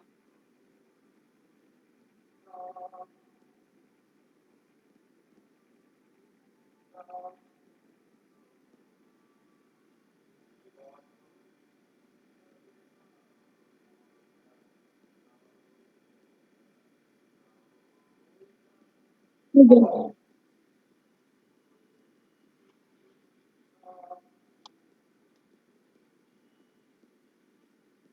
अच्छा सुनो, अब एक काम करेगा अपन, आज 3 बजे क्लास रखे वापस इसी को कंटिन्यू करें, क्योंकि अब कंप्लीट करना है अपने को बहुत ज़्यादा। तो अपने मतलब 3 बजे आज और एक क्लास एक्स्ट्रा क्लास रख लेगा, 3 से अराउंड जब तक हो पाए, 4:30 4। अब ब्रेक ले लेते क्योंकि बहुत ज़्यादा हैवी हो जाएगा, 2 घंटा हो गया ऑलरेडी। 3 बजे आ सकते हो तुम लोग? हाँ. हाँ 3 बजे करते फिर कंटिन्यू, है ना? क्योंकि इतना एक बार रिवाइज कर लेना, क्योंकि बस करते जाएंगे दिमाग में सब खिचड़ी बन जाएगा तो कोई फायदा नहीं है ना? हाँ. Okay, Varshni, like class is about to end, so like we are like meeting again at 3 p.m. today. You can join at 3 p.m. So yeah, आज हम लोग आरओसी का सारा कर रहे थे कि कैसे हम लोग एमओए में नेम क्लॉज चेंज करते हैं, रजिस्टर्ड ऑफिस कैसे चेंज कर सकते हैं with in the same state and outside state कैसे चेंज करेंगे। सो हम लोग ने अभी तक सारा ये सब कवर किया है। तो हम लोग क्या करें, 3 बजे मिले फिर? Yes sir. हाँ. ओके देन, क्योंकि कंप्लीट करना है फटाफट, बहुत अपने मतलब लेट हो रहे हैं, है ना? जितना जल्दी हो पाए उतना आराम रहेगा, फिर अपने को एमसीक्यू सॉल्व करना है, टेस्ट देने हैं अपने को, है ना? हाँ. तो अपन आज हाँ स्टार्ट करते